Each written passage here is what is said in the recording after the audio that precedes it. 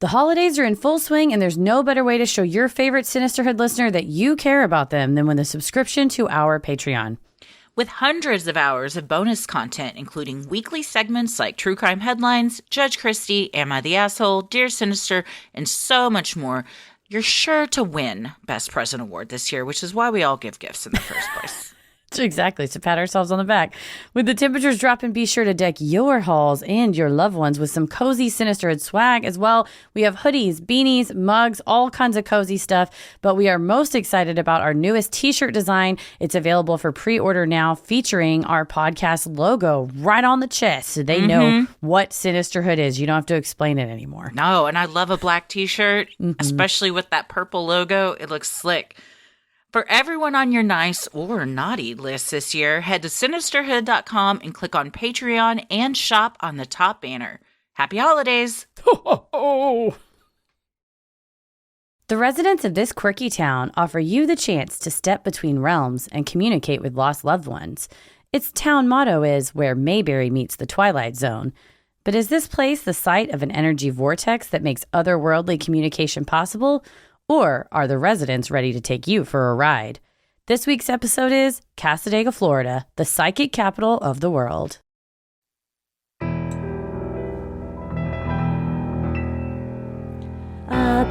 bump in the night, your heart fills with dread. Probably a murderer who wants you dead. It could be a ghost, a demon, or worse. Perhaps you're the victim of a witch's curse. It's hopeless, you're doomed. You'd call a priest if you could. You'd rather just listen to who? Sinisterhood.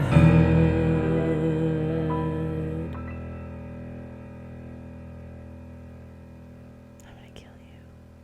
It's bittersweet. This is our last live show. It was. Well, I guess not forever. To release. Yes. Of the tour, we still had the Dallas shows. It's weird because it's already happened, but it's like we're in the past, but also the future and the present all at the same time. What is time? But nothing.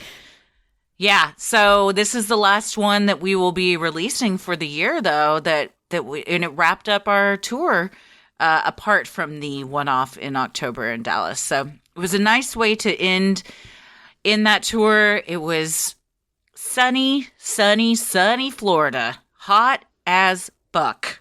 Just melt you right inside and out. Melt you front and back. But we got to travel to this quirky place you're going to hear all about. I love any kind of an instance where we get to go physically see the place that we've read about. Because you see photos and you think, they can't be that ridiculous in real life. And it beats it. Oh, boy. And more. What a fun place this was. And do you know what I found out since? That this city, for a while, my brother, who works for a major TV company in the reality television department, they were going to do a reality series about the village. What do they call? I forget what they call it. Encampment at Cassadaga, but it didn't end up working out. And I said, "Whoa, you need to revisit that because there is a lot of material here." So I would watch an entire series. Yes. Week after week of what's going on in this lovely place. It's truly an entire city where there's street names, mediumship, and spiritualist way. There's all kinds of fun street names. People live there. And then you could go yourself and you go into the main building and get a name out of the binder or off of the whiteboard who's available that day and roll right in and your life will change. They tell you what you already know, what you don't know, what maybe you don't want to know, maybe some shit that isn't necessarily true. Who's to say? But it's fun because this was in July. It's now December. So you all can listen to the past and see if who we're calling Gail to protect her identity, what she said to me, you, and Leanne. And then, did it come true? Well, TBD, I will say this one is better than Tammy in Salem. Yeah. So... a hair. Tammy was more of a character. Tammy entertained me more, but Gail had air conditioning. Yes. And Tammy didn't. So that made a huge difference. Gail was wearing shoes, and that was cool. Did Tammy not have on shoes? She wasn't wearing shoes. No, she was The not. amount of emails we've received since that of people being like, oh, yeah, you don't go to that psychic studio in Salem. It's like, it's a total scam. That is Heather McKinney know. 101. Walking into and falling into a tourist trap, just right on in and going, I'm here. Let me in. I think I am the one that suggested it based on the curb appeal. So that's on me. It's a good friend though, because I'm like, yeah, fuck yeah, let's do it. You'll propose things to me, and I'm like, yeah, I'm in. Almost always. I'm almost always say All yes. the time. That's one of the many things I love about you. Oh, well, many things I love about you is how much you just encouraged me throughout this. You'll hear me ramble on about Bradley Cooper's genitalia, and I got no judgment. So thank you for that. So y'all will just keep your ears picked for that. There's going to be some dong speak. So I still watch haven't out. seen the movie. Maybe I'll watch that tonight. Let me know what you Maybe think. that'll be Tommy and I's movie. We usually oh, no, wait. I forgot. We're binging Black Summer right now. Great if you What's guys Black haven't Summer? seen it. It's, is it on Hulu? I forget where we're watching it on. It's a, well, I don't want to give too much away. Is it like an anthology series or it's a television series? No, it's like a series. Oh, okay. And in the description of it, it's like this harrowing series recommended by Stephen King. So we immediately started watching it. But it's very good. Like each episode follows a different character. And then you know how those things go and the story unfolds. But it's that's the most vague thing I can get without giving too much away. I know you don't like spoilers. And I managed to tell you all about Bradley Cooper's sexual organs without spoiling this other movie that we'll reference in the episode. So all of you have homework now. You'll listen to this and then afterwards go watch Nightmare Alley. It's not called Revenge of the Nightcrawler, which I accidentally was confused. So that's on me. But we hope you enjoy a different it. type of worm making its way around the city. But yeah, we hope you enjoy this episode. Like I said, probably the last live show that's going to get released in our feed because we're changing things up with how we're going to do stuff going forward. So relish it, enjoy it, and the magic of Cassadaga rub off on you. It was great. We had a great time. I look forward to going back. We've said when it's cooler, we want to return, which I think is something we'll now do. Beyond Not the July, reality. like Beyond. October. January. But yeah, the coldest month is when we will go back. And I'll probably suggest some weird stuff and you'll be totally on board. So, as always, we'll have a great time. Every time.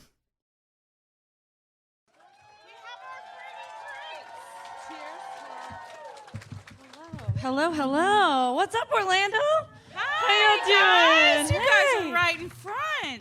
We like the wooing at the topic. We're glad you're excited. Yes, we're very excited. We went today. We did. Woo! What a time. Woo! We have had a time. I must address though. We're in Florida. We're doing it Florida style. Let's get fucking Florida crazy, baby. So we got some frozen drinks. 10,000 degrees outside. Can we get some daiquiris close to the show?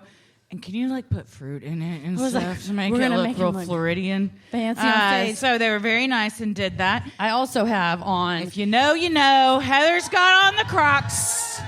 We have on our Margaritaville Crocs. Want to make sure everyone can see. Model them around. They're great. I'll tell you what, they will be used in the show later because there's a functional shot glass and a bottle opener on these bippies. I can't get it off easily. Used them last night. It was a lot of fun. It'll be great. We lost the shot glass yesterday before the show, and you would have thought that an Amber Alert was needed. Heather was panicking. She called the hotel. We found it. Leanne found it. Leanne, as usual, saved our lives. Save the day. I text my husband, who could not be here with us, unfortunately. He's back in Dallas. Boo, Paris. No, I'm kidding. But I texted him and I said, I'm so devastated. I lost the shot glass giblet off my Margaritaville Crocs. And he just goes, well, I hope it's lost somewhere in Margaritaville. And just got over it, was done. And I was like, have you no soul? You don't understand what this is doing to me. He doesn't get attached to materialistic things. Zero attachments. You know who else doesn't? I don't know. Spiritualists, maybe. Ooh, they seem like it. They did not get too attached to materialistic things out there. No, it was. It's all about the higher realm, the secondary realm. So we are very excited that we got to visit this place today, not too far from you all. Have y'all been? Yeah. Okay. All right. It's weird as fuck, right? Yeah. Maybe a cult. We can all say maybe a cult. We don't know. Maybe. I don't know. I mean, Leanne was talking about living there, so I'm not opposed to it. Just saying, I was like, so everybody lives here, and they all believe the same stuff, and there's a board you sign up on to like tell people what to do. Okay. I'm always like, if you could leave, it's not really a cult, right? The door's open. Yeah. That's one way to keep it. Like, they didn't put a fence up, right? There's no chain link. You can drive right in so, and out. Yeah, you're good to go. Although, we were driving and I was like, I don't know if we're allowed to drive through here. We are. You're good to go. Yeah, as long we as it's drive light right out. It was light out. It was. We had a reading. We did. We'll call her Gail. Yes. Is what we decided. And we will talk about Gail's predictions / descriptions of people she saw around us at the time. I have one that I haven't told Christy yet because I wanted I wanted her to hear it when you all heard it. So I saved it for you, saved it for the stage. I'm glad that they all cheered because our topic yesterday in Tampa, we asked the Tampa local, like, do you know about this? And he just went, no. And you're like, oh, cool. I have to go talk to like 100-something people about this later. I'm glad I picked. So this was great that you all have been there. You know get about the reference. Even if you can't, we'll describe it for you. But it's not very far. So I would recommend taking a trek. I kept saying, I don't know how I'd never heard about this before. Because if it's a psychic capital of the world, I feel like everybody should know about it. And I had never heard of it. They're trying to keep a low profile. Or are they? Because it's very open and welcoming. Sure. So I don't know if they are, but they have. So, but now we're talking about it. There you go. So it's going to be flooded. It's going to be like the California gold rush. Everybody moving to Cassadaga. They're going to hate it because they seem like a tight-knit community that don't want us fucking it up. So they do. But they do. We got some great crystals and some other fun stuff. I did. I got several books. I bought some pens. I got a tote bag. I asked the gal behind the cash register. I said, oh, this is a purple pen. Why purple? Does it have some significance? And she said, it is the color of spiritualism, and you're in a spiritualist camp. So, and I was like, oh, fuck me then. Fuck me then. There was some subtext. There was some subtext of you fucking idiot is what comes next. I know where I'm at. Yeah. Well, yeah, we gotta get into that. So you ready? Always. All right. Well, I'm Christy. I'm Heather. And let's get into it. All right. Religions and philosophers across the ages have attempted to determine what happens to us when we die. In the late 1800s, a movement began that tried explaining just what transpires after we all take that leap into another realm, and also provide comfort that those who had passed on were just a seance away. This was the trend of the day. The seance. They had a seance tomorrow night? Correct, tomorrow night at 8 if you're not busy. They have weekly seances. Friday night seances. Dude, there's an expert. What better way to spend your Friday night? I go 100%. I said, we got to go back when we can spend a weekend here, and I got to see how it all goes. I was going to say, I want them to have their own docuseries. For sure. I feel like we all need to know how everybody got there. I want to know how Gail got there. Mm-hmm. I know she's been there 6 years, and she used to live in Milwaukee. But apart from that, I don't know anything about her life. I need to know about her. Yeah, a full backstory. I'm surprised you mentioned Cole. I thought you were going to get sucked right in. I was like, I'm doing the show alone tonight. Christy's going to stay because it's everything. It's everything you love. It's everything I love. No, that's why this is the first time where I'm like, I could see myself getting sucked in, and I want to go on record that I'm not saying it's a cult. I'm saying most cults start this way. Well, yeah. I'm not saying this is going to turn into a cult. It is not a cult, and let's hope it stays that way because they've got some good things going. I've joined a cult, though, recently. 2? Well, accidentally. Aren't you a member of 2 cults now? Well, technically, I am a card-carrying member of the Church of the Sub-Genius, yes. I can perform religious ceremonies now. I accidentally joined the Wild Wild Country cult on accident remotely. I was following his teachings and recruited 2 people. Yeah, I started passing out the booklets. Before she realized, wait a second. He changed his name. It was a good scam because it worked on me. I didn't know he was a salad bar poisoner guy. Fully thought he was just like a prophet. I was like, these words are great. People, I would follow this guy. Turns out a lot of people did. To the end of the earth. They tried to murder a senator. It was a whole deal. I was real late to the party. Most people think it was, I can't remember his... Osho. The woman is the one. I can't remember Sheila. her name. Sheila, she's the one that most I people had to blame. watch the Wild Wild Country afterwards because I needed to know what my people did. Well- There turns out they're not my people. I would like to describe it as thus. You walking down the street, you see a flyer for a dope rave. You don't know that it was like a vampire party, and you show up afterwards when it's just a guy sweeping with a broom going, yeah, you missed it. It was fucked up in here. And that was me. I was like, went there afterwards. I did call a couple friends to come before I saw the inside. So I was reading these tarot cards, and I loved them, and I was like, man, I use them for everything. The third cult's the parrot head. So all that to say is I'm susceptible. Yes, you've hit the trifecta, the rule of threes. All now good. you're a parrot head. All so good. Of So- all the ones you're a member of, I think that's the least problematic. Yeah, the parrot heads, I think so. They do good. They ride around on coolers. That's just efficient. So That's fun. come on. They got fun shoes. I might, and if I declare this on stage, I'll probably do it. I might go to Antarctica with Jimmy Buffett in December.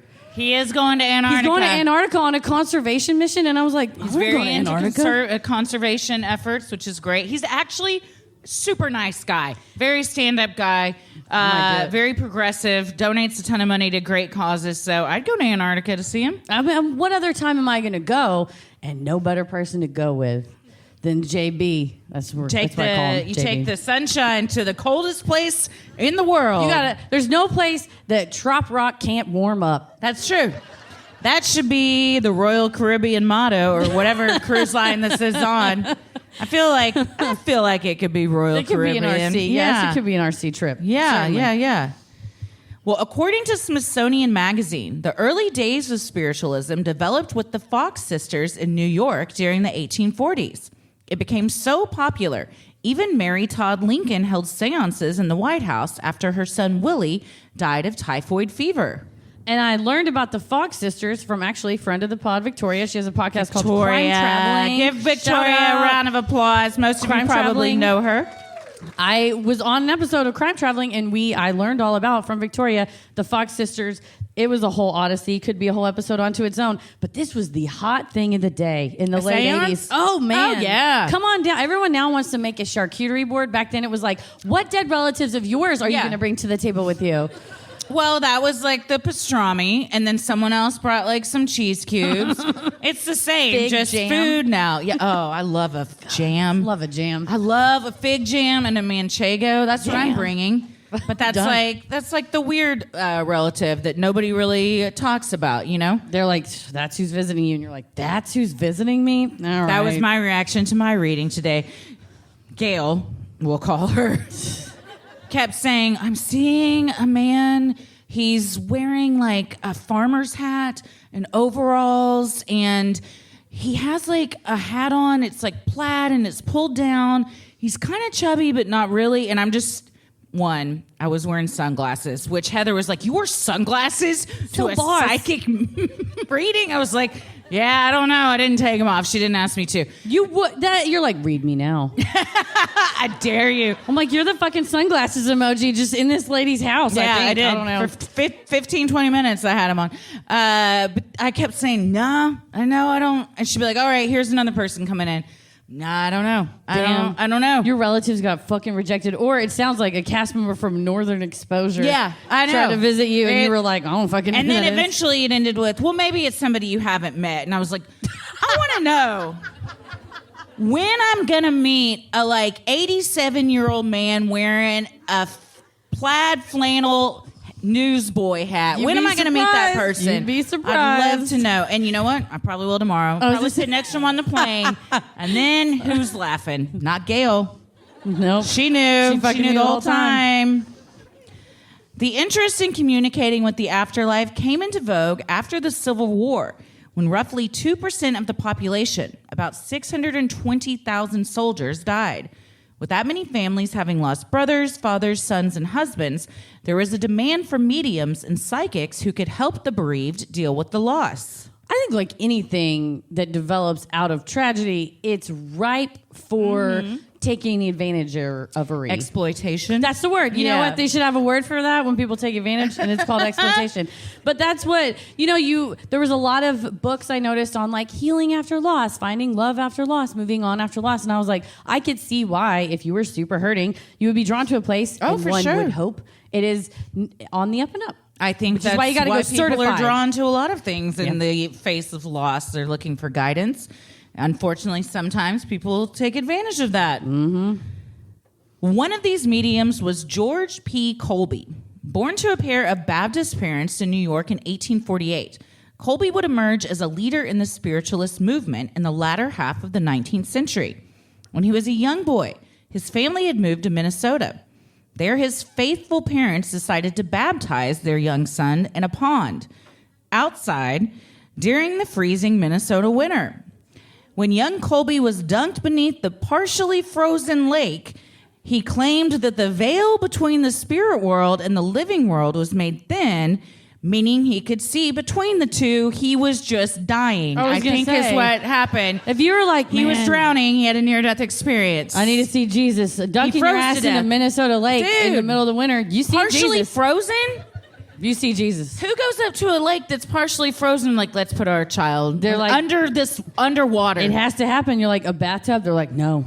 My dad wanted to have me baptized in a river. I got baptized in the public swimming hole in Mesquite. I ended up I know, and I love you for it. You got a river? Was it a real river? No, I didn't. They wanted to do a river. I ended up doing the pool at the church. Oh, the church pool. I did this. It wasn't a pool. It was a baptismal pool. It was legit. It was like the size of this thing. The size of this table is filled with water. You get dunked back in it. Was it just you? In the thing? At the time? In the cubby? Oh, man.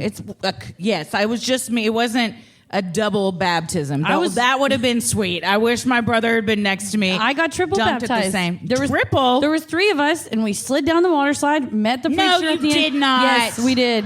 You got to slide down a water slide? I didn't get shit. Yes, we did. I didn't get shit except a promise for eternal salvation, whatever. Yada, yada, yada. He kept going. He was like, I so wanted to be fit in with the cool Baptist kids so bad. Those words usually aren't put together. Well, you're not from Mesquite, Texas. They were the kings. It was Mean Girls. It was Regina George with a freaking crucifix. The cool girls were Baptist? Oh, yeah. Damn, in my school, the cool girls were Episcopalian. Damn. So.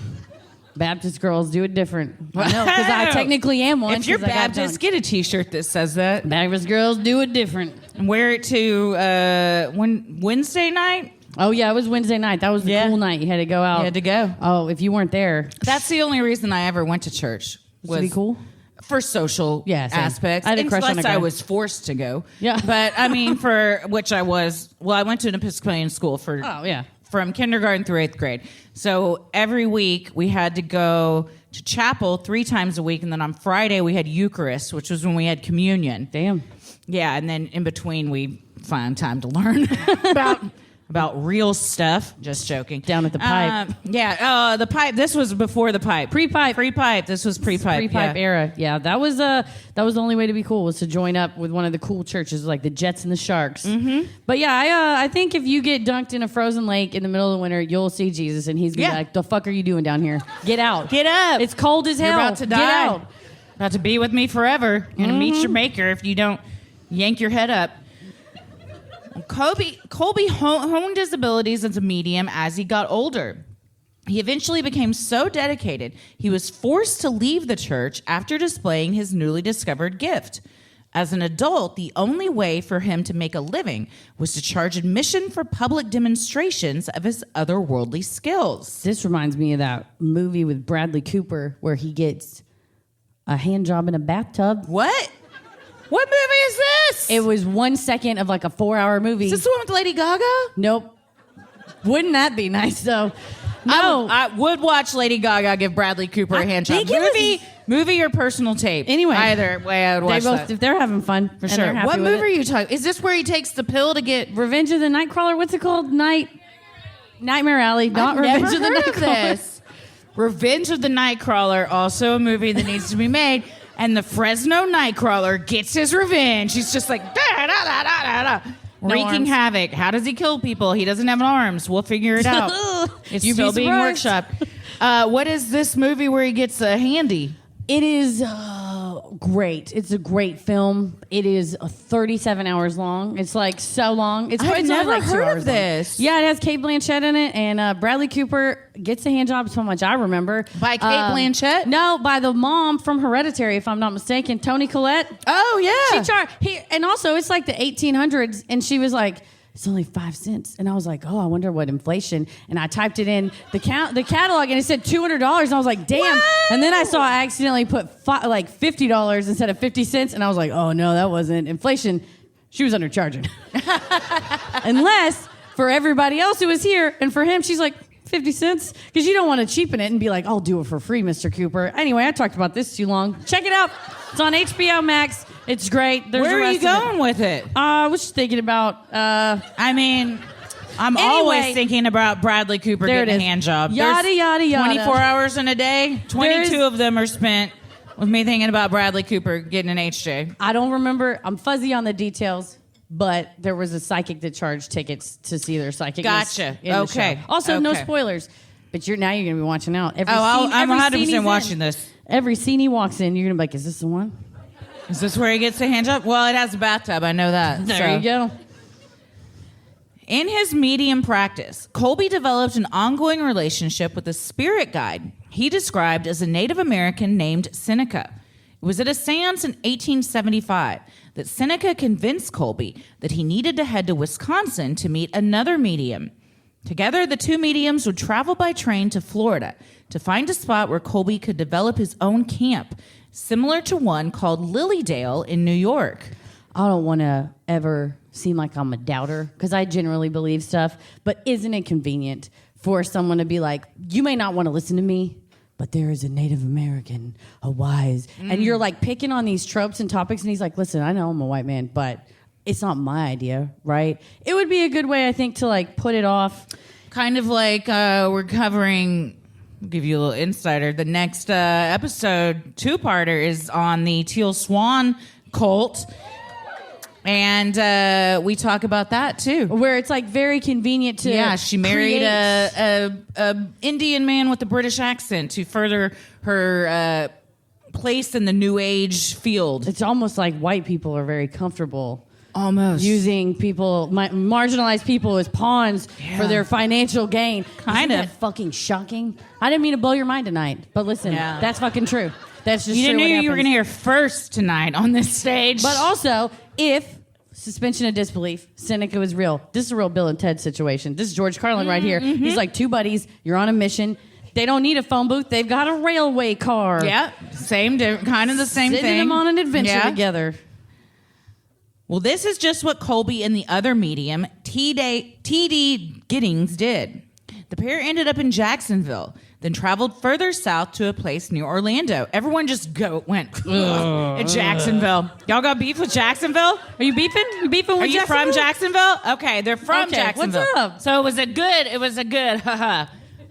I don't know where, if y'all draw lines in cities, if you got cities against cities here or not. It's like people don't know that, if you're in Dallas and someone's like, we went to the Bleachers concert, and he was like, I was in Houston last night, and the crowd just went, boo! And he's like, he goes, from they Brooklyn. were very nice, and they were glad I was coming to Dallas the next night. No, they weren't. Assholes. They would never be glad we're like, for us. Whatever, Houston sucks, we don't take it back. So everybody hates each other in our state. But it's nice that you guys get along. Especially, oh, you don't? Uh-oh. Cool. So you're just like every other state. Okay, Good. cool. Infighting, jealousies. Yeah. Man, y'all know how hot it is here, right? Dude, my ass. God damn. I'm sweating. Like, we're from Texas, and it is very hot. But the past 48 hours. Walking on that. Been. It's black asphalt. Goddamn. Like the blacktop, the smooth asphalt all throughout Cassadaga. And we were like, let's walk to the fairy garden. It was a 4-minute walk. Why? And we each saw God because we were so close to the veil from near death. I told you, I said, it feels miserable. Like the sun is reaching out and pushing my face down. Like, It was so gross. So fucking you gross. said, and I wrote it down, you said, this heat is disrespectful. It is. I hate it. Straight up. I go, if I lived here, I'd be single for the rest of my life because I don't look cute, humid. No. Like, I could never You're do damp. my hair. Damp as fuck. I'd be sweating constantly. You like every date, like, it'd be so fucking where do you work? gross. What is it that you do? I'm sorry. I'm so sorry. Yeah, they'd be like, I'm listening, I promise. No. I'm listening. It's like, I moved to Cassadaga. I lived next to Gail. I would just hang it up hang it up, and hang up my wind chimes and all my fairy lights. Done. Sounds like a great life, quite honestly, except for the heat. Yeah. Well, in his medium practice, Colby developed an ongoing relationship with a spirit guide he described. Oh, did I read that? Yes. Yep, I did. The area was chosen by Seneca because of its inherent power. It allegedly sits on the same ley lines as Sedona. Ley lines are believed by some to indicate the flow of energy between prominent locations on Earth. Spots along ley lines can be epicenters where certain powerful people, like mediums, can harness the energy. The newly chosen place was also the spot of an energy vortex, also similar to Sedona. According to the city's official website, the vortexes are swirling centers of energy that are conducive to healing, meditation, and self-exploration. The lake at Cassadaga is thought to be an energy vortex. Take off all your clothes. We didn't see the lake, did we? Get in the lake and explore yourself. Did we see it? No, we didn't go that far. We stopped at the ferry village, and I think it was good to go. I mean, what am I going to see that's different about this lake than other ones? It's probably round. There's water in it. It's great. I wanted to explore blinded the by the fairy heat. garden, but I found a bench, and I could not move after that. She was going like this. It's about as big as this room. I see it. I got it. I'm fine. I see it. Oh, man. Yep. Looks good. And you took your camera and did one of these, and you're like, all right. Yep, I was good. I'm going to sit here. It's fair enough. It's one of those sweats where you don't realize how much you're sweating till you sit, and you're just sitting for a second, and then you're like, I am fucking drenched. It was wild. Colby and TD ended up in Jacksonville. Oh, God damn it. Sorry, my computer keeps jumping around. In the beginning, Colby and his followers were only spending winters in Florida. Smart. And returning north each summer. They eventually set up a more permanent residence and stayed in Florida year-round. By the early 1900s, more and more people became interested in the area. A Daytona Beach newspaper called the camp a cult, but wrote how it was charming and full of entertainment, restful scenes, and many comforts. Go join. It's fine. I agree with all. I'm not going to say it's a cult. It was entertaining, restful scenes, very restful, and seemed very. It seemed as if you. We don't know if you apply and they assign you a place to live, but there's all these buildings that are called like Harmony Hall, Brigham Hall, almost like dorms in a way. And then there's also individualized houses. And when you're certified, you can apply to get a house. Mm-hmm. And then you pay like a fairly low rate. And then like there's an ongoing fee that you pay to maintain. It's like HOA-ish. Yeah. So, you see like if this was your chosen faith and that you know, this is what you want to practice, it probably is very like healing and energetic to be around other people that believe that, and then they also get together and do like group seances. You stay charged. You got to stay charged. Stay charged. Yeah, we did not see any of the vortexes. I did want to visit them. I think we would have been sucked up. Yeah, it's taking us. Take me. Honestly, if I knew there was a vortex in the middle of the lake, I would have said, "Take me."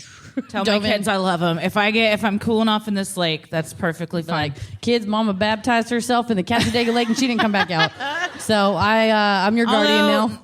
Probably gators. We've been on the gator look, and we haven't seen any. But don't bring that negativity into our life. I feel guilty because I kept telling Heather we're definitely going to see a gator because I lived in South Florida for several years. I saw them every day. So I'm like, they're everywhere. They're just walking around. So she thought, like, we just see them everywhere. We haven't seen one gator. Not one. I know. If y'all know where we can find one. Where? Nederland. Oh, Gatorland. Oh, Gatorland. Oh, I've been to Gatorland. I went to Gatorland as a kid. It's titled Gatorland. This is the gator farm I was talking about. Well, I might get up where early in the they morning. put the raw chickens up on a rope and they jump out of the water and grab them and eat them. It's a rite of passage for Floridians. Yeah, or just kids on a road trip. That's where we were. Eventually, the area stretched over to 50 acres, upon which several buildings and homes were erected. The Andrew Jackson Davis Building houses the Welcome Center, as well as the camp's bookstore. The camp's official website calls the building the hub of the community and refers to Davis as one of the great seers of the ages. Completed in 1905 as a lecture hall, it has since been used for community events like concerts, plays, parties, and potluck dinners. It is a risky deal because if somebody accidentally leaves off the Davis, It's Christine's not like, Andrew Jackson. She was like, "Is that the Andrew? I go, the genocidal guy that would beat the shit out of people with his canes?" No, it's not him. It's a different psychic Andrew one. Jackson. You know what? He's like, "I'm keeping the name. I don't give a fuck." That's like when we were driving in the parking garage. We drove up and I saw a car backed in, and I thought, I didn't know it was a car. I thought it was a man because there's a life-size printout of a good-looking guy. He's got his arms crossed and he's looking. And it said, Michael Jackson, realtor. And I was like, fuck yeah, lean in. That was your name too. You shouldn't have to change it. And if people call you and they ask you, not for a house, but maybe for some entertainment, I don't know. And a moonwalk. he was younger than Michael Jackson. Yeah, he had so that he name was afterwards. Named Michael Jackson. But I just have After Michael Jackson. a ton of respect for someone who's like, I'm not going by Mike. I'm not going by Mikey. My name is Michael Jackson. Thank you. In 1922, the Hotel Cassadaga was built. Made entirely of wood, the hotel was a landing spot for out-of-town visitors or new residents who stayed in its rooms while their homes were being built. On Christmas Day 1926, the original hotel burned down. They built a Spanish Revival hotel in its place, complete with fire-resistant materials to avoid another disaster. Yeah, back in the 1900s, it was freaking three little pigs where they were just like, it's just wood. Pick the driest wood. Whatever you can get your hands on. Some things you got to learn the hard way. And one of those is you need things that are fire-resistant if you want to live inside of them. What did we recently cover? It's just good advice. Have you checked your house recently? Maybe you should. Go home tonight. Call your homeowner's insurance. They're going to be like, why do you keep asking about fires? What are you planning? I just need to know. Okay, I need to know. My favorite thing is when you buy kids' pajamas and it says in a huge tag, do not get close to flames. And you're like, who would? Hey, go over there and push some of those logs, Junior. It's like, Daddy, but my tag. I don't listen to tags. Push them. The hotel claims proudly on its website that it is haunted. Many visitors have reported feeling the presence of spirits or even capturing otherworldly shadows in photos taken on site. The hotel definitely leans into the creepy lore surrounding it. On a BBC show, the hotel's manager proudly proclaimed they have two kinds of spirits, those you can drink and those you can feel. So proud of that. Love they it. were. She like turns around and says it on the staircase, and I'm like, fuck yeah, girl, you landed that You joke. wrote that. And the host is like, ha ha. I'm like, don't give me the Jim Halpert stare. That was a great joke. She crushed it. Don't be above this. Laugh at that. Support this. It's your interview. Yeah, that's a good looking hotel. We went there. Yeah, we did. We wanted to eat there. We didn't have time, but it did look haunted. Oh yeah, it's an old spooky place. It's an old spooky, especially the hallway down where the rooms are. Yeah. It's look never ending, and it's all wood. And you went into a little meditation booth. I did. I went to a meditation booth and I said a prayer to a figurine that was in there, and I asked for it to give us all the blessing. So I hope. It said, she will come to you, she will honor you, she will show you her love. So I hope so. 'Cause it was a lovely meeting that I didn't know what to say. I was awkward. It said, all you need to do is say the prayer. And I was like, and thank you for letting me be in your booth. And I know that spirit was like, shut the hell up. You're finished. You're done. I'm supposed to bless you now.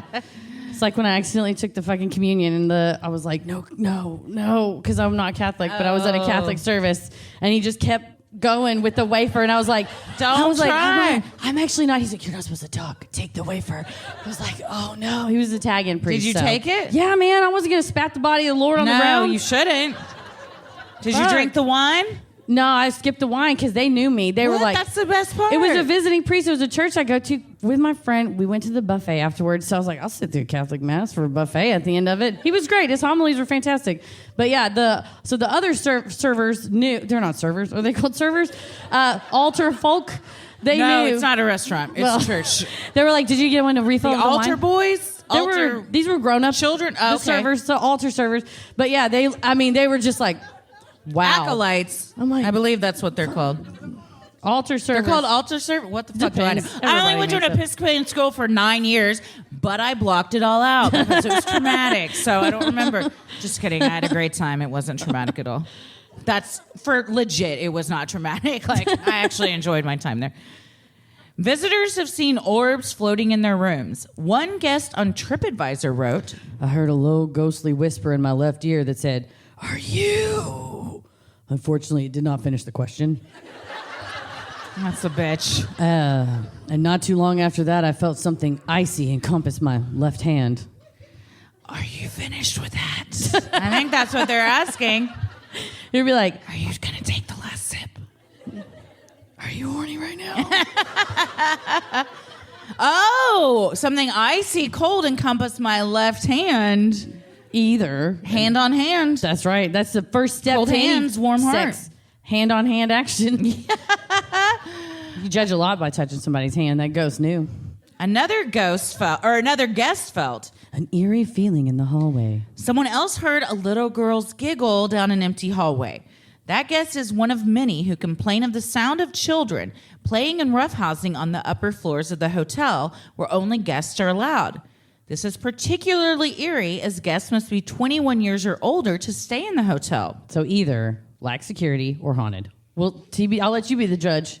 You go and stay there? Those two, I think it's more likely it's haunted than a bunch of children getting in there after dark. I didn't see anybody under the age of...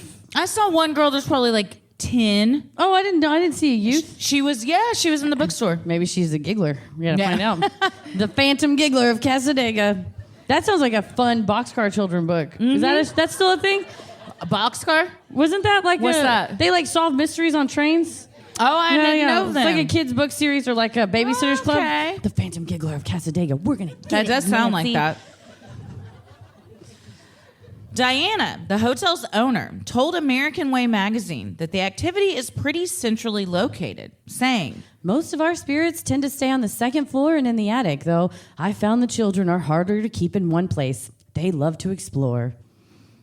even in the afterlife. Right? You can't sit You're the like- fuck down for 5 seconds. You're dead. Sit down. Sit down. Shut up. You're dead. God damn. You're Can we like, watch TV? Can we how play? can you throw shit off this table still? You're a ghost. God. One frequently seen spirit is Gentleman Jack, an older-looking ghost who is fond of female staffers and visitors. Diana told American Way. Young, old, he loves women, touching their hair or tapping on their shoulders. He's a real jokester. That's what they called those people back then. Jokester. He was hilarious. He'll just pull your hair. It was funny. He's kidding. If you want to conjure up a spirit, rumor has it a ghost named Arthur loves gin and cigars. If you're hoping to see him, it's wise to set out a glass of gin and a stogie to bring him to your room. The hotel's owner wants to make sure you aren't just on the lookout for the smoking, drinking ghoul, saying, It's not just Arthur. There are so many friendly spirits here. she's got beef with Arthur.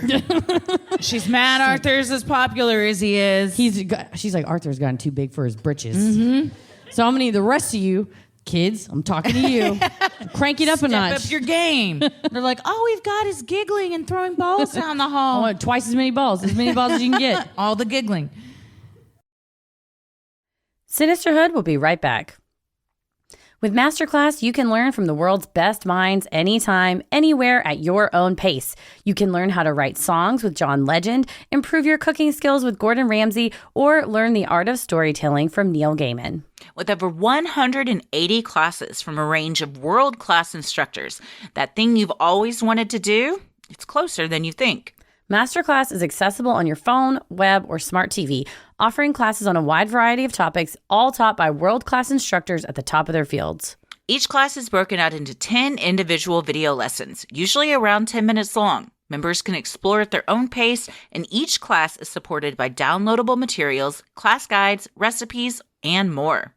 Learn how to write anything from a book or a screenplay to just a letter. Learn how to communicate with your boss or your family. How to make dinner worthy of a Michelin star, or just how to make really good scrambled eggs. Whatever you're interested in, there's a class for you. And I love the Masterclass app because you can also listen to it audio style. So if I'm walking the dogs, I can listen to it. And because there's downloadable material, I don't feel like, oh gosh, I'm not taking notes. I have to go back. I can just go back and then review what I listened to. And it like reinforces my memory. Also, I realize I'm allowed to re-listen to things. Like I don't have to be perfect every time, and it's on demand. So rewind, pause, faster, slower, it's all there. I gave a masterclass subscription to both of my brothers last year for Christmas. It was a huge hit because y'all know I love a subscription gift.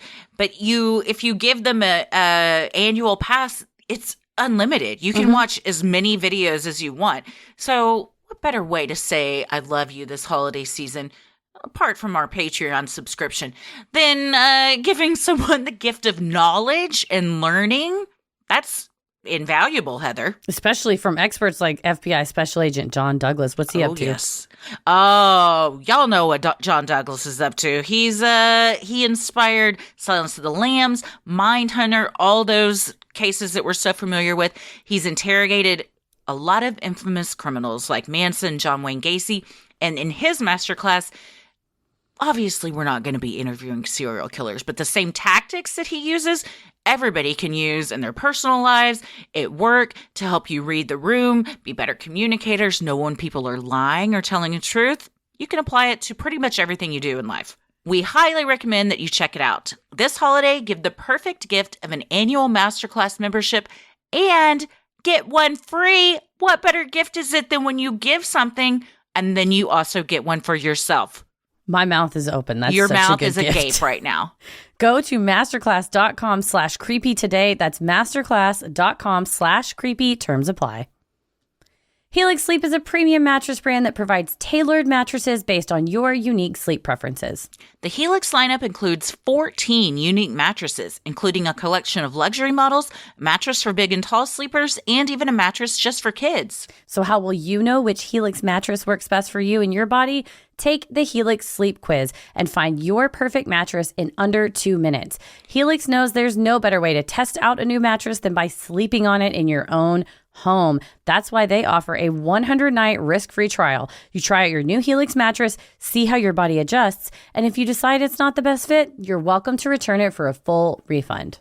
Every body is unique, so Helix offers models with memory foam layers to provide optimal pressure relief if you sleep on your side, models with a more responsive foam to cradle your body for essential support in stomach and back sleeping positions, plus enhanced cooling during those warm months so you don't overheat at night and wake up in a pool of your own sweat.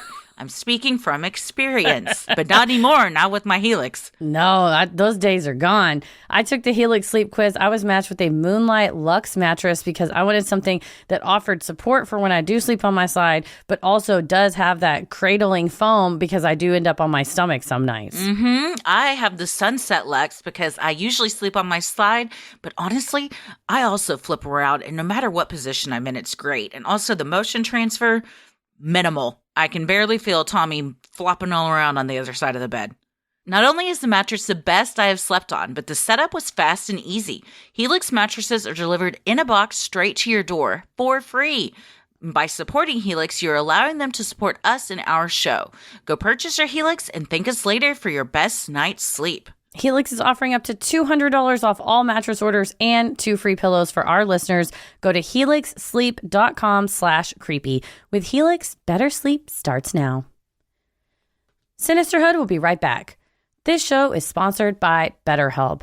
I've been having to organize a lot of stuff around family, friends, who's doing what for what holiday, and I want to please everyone because I'm a people pleaser, but I cannot figure out everything on my own. I have no user manual for life, nothing to tell me what to do, but you know what?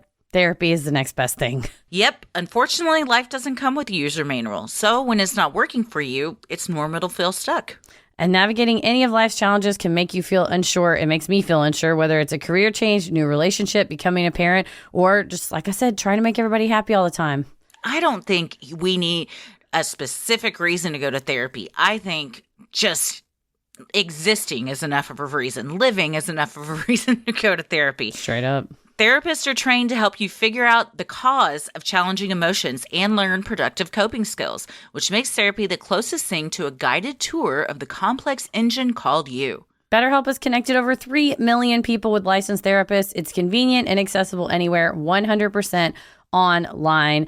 I started therapy because you were so open and talking about your experience with therapy, but I didn't know where to start, how to find a person, or even how to show up to an appointment. BetterHelp solved all that for me. I got matched with an awesome therapist who I love. We keep up via the text, and I get to do my therapy from wherever I'm at. So comfort in my own home. I don't even have to put on like jeans. I can wear my yoga pants and be cool. You could do a phone call and be nude. They'd never know. As the world's largest therapy service, BetterHelp has matched 3 million people with professionally licensed and vetted therapists available 100% online. Plus, it's affordable. Just fill out a brief questionnaire to match with a therapist. If things aren't clicking, you can easily switch to a new therapist anytime. It couldn't be simpler. No waiting rooms, no traffic, no endless searching for the right therapist. Learn more and save 10% off your first month at betterhelp.com/sinister. That's BetterHelp, HELP.com/sinister. But the scariest part of all may be the hotel's age and lack of updating. There's no hot water after 10 p.m., no phones or TVs in the room, and according to online reviews, bathrooms where Nothing functions except the toilet. There was this what else do you need say, to function in there? Yeah, right. A sink? I guess you probably want to wash your hands, maybe shower. This reminded me of the Stanley Hotel because it's just like it cracks me up when someone doesn't correlate that they see a place was built in 1926 and they're like, this was not the Four Seasons, and you're like, yeah, look at some pictures, buddy, or maybe just like get the idea when you pull up in the parking lot. But when we went to stay at the Stanley, we ended up sleeping there, but we were nervous at first because the TripAdvisor reviews were like, these motherfuckers don't have air conditioning. It's a piece of shit. I'm like, it's 40 degrees outside. It was snowing. Open your fucking window. Which, by the way, opens with no screen, and it's about jump right out, knee high. Oh yeah, I could have jumped on that roof and made a run for it easily. But things were built different back then. Yeah, it just kills me. Do you want historical stuff that's cool? Yeah, or do you want the hot water after 10 p.m.? You know what? Make the decision. What are you doing after 10? Shower earlier. Make better plans. If you want to go to a place where everything historical has been leveled and built into a very convenient air-conditioned place, come to Dallas. There you go. It's called Dallas, Texas. We have no history. It sucks. There's like one or two buildings, but we did have a president that was assassinated there. But they keep trying to paint over the X. Everybody keeps spray painting on the street where he was shot. So even that we can't keep. Can't keep People anything are trying nice. to cover it up. Or bulldoze it. They'll be like, well, that was the X. We put a condo there. You're like, that was a roadway. And they're like, not anymore. Built it right Dallas. on top. Yeah. At least once a week somebody paints that X. Oh, yeah. And then at least once a week it's recovered up. Just let it be. We all know what happened. I like to think that it's CIA, I'm looking at you. The battle over the JFKX, I like to think that it's one city public works employee and one fucking guy out there selling newspapers, and they just see each other and they're like, like two cowboys ready, and one of them's got the spray paint and one of them's got the remover, and they're just like shaking it at each other. Tumbleweed blows by. Well, when writer Jess Swanson visited the Cassadaga Hotel in October of 2020, she had a different encounter involving a bathroom ghost. A fellow guest at the hotel's bar complained to Jess of a run-in at the lobby bathroom, saying, I heard an old woman grunting in the bathroom stall. She smelled like old lady, like Estee Lauder or something. I accidentally, bumped into her stall, and I apologized, but the woman didn't say anything. And then when I looked under the door, there was no one there. There's a phantom dumper and a phantom giggler. We got one of each. Is there much worse than old lady smell in a bathroom? It starts to swirl up. Yeah. It's a cocktail no You're one like, wants. oh, it smells like a bathroom, but with old lady cover up. Yeah. That's the worst. No, that's bad. Yeah, and I feel bad because I know sometimes we say spirits repeat certain patterns, like they're not aware that they're in other surroundings. Like, I think my parents' house is haunted because the former owner had an incident in the driveway where a car crushed him, and his wife came out to help him, call 911, all that. And I see a spirit running down the hallway. So I think she's on this loop. If you feel like you had unfinished business, and my God, the worst business unfinished is grunting to dump out in a hotel lobby bathroom. And that's what you just repeat for eternity. Not it's even eternity. your own bathroom. Not even where your you're own. Like, where your comfort. And this bathroom doesn't have water after 10 p.m. No. So after 10 p.m., your loop is just nasty until terrible. they turn the water back on in the morning. No wonder she was grunting in there. No, yeah, I'd be pissed. Once you leave the hotel, you can head out to see the spot described as one of Florida's most unusual footpaths, the Horseshoe Park and Ferry Trail. Hikers along the quarter-mile trek have said to feel an overwhelming sense of calm and relaxation. Others claim they are inspired by the art and nature. Small fairy homes are incorporated into the natural beauty. I felt things, but they unfortunately were not calm and relaxation. It was I think I might die of a heat stroke.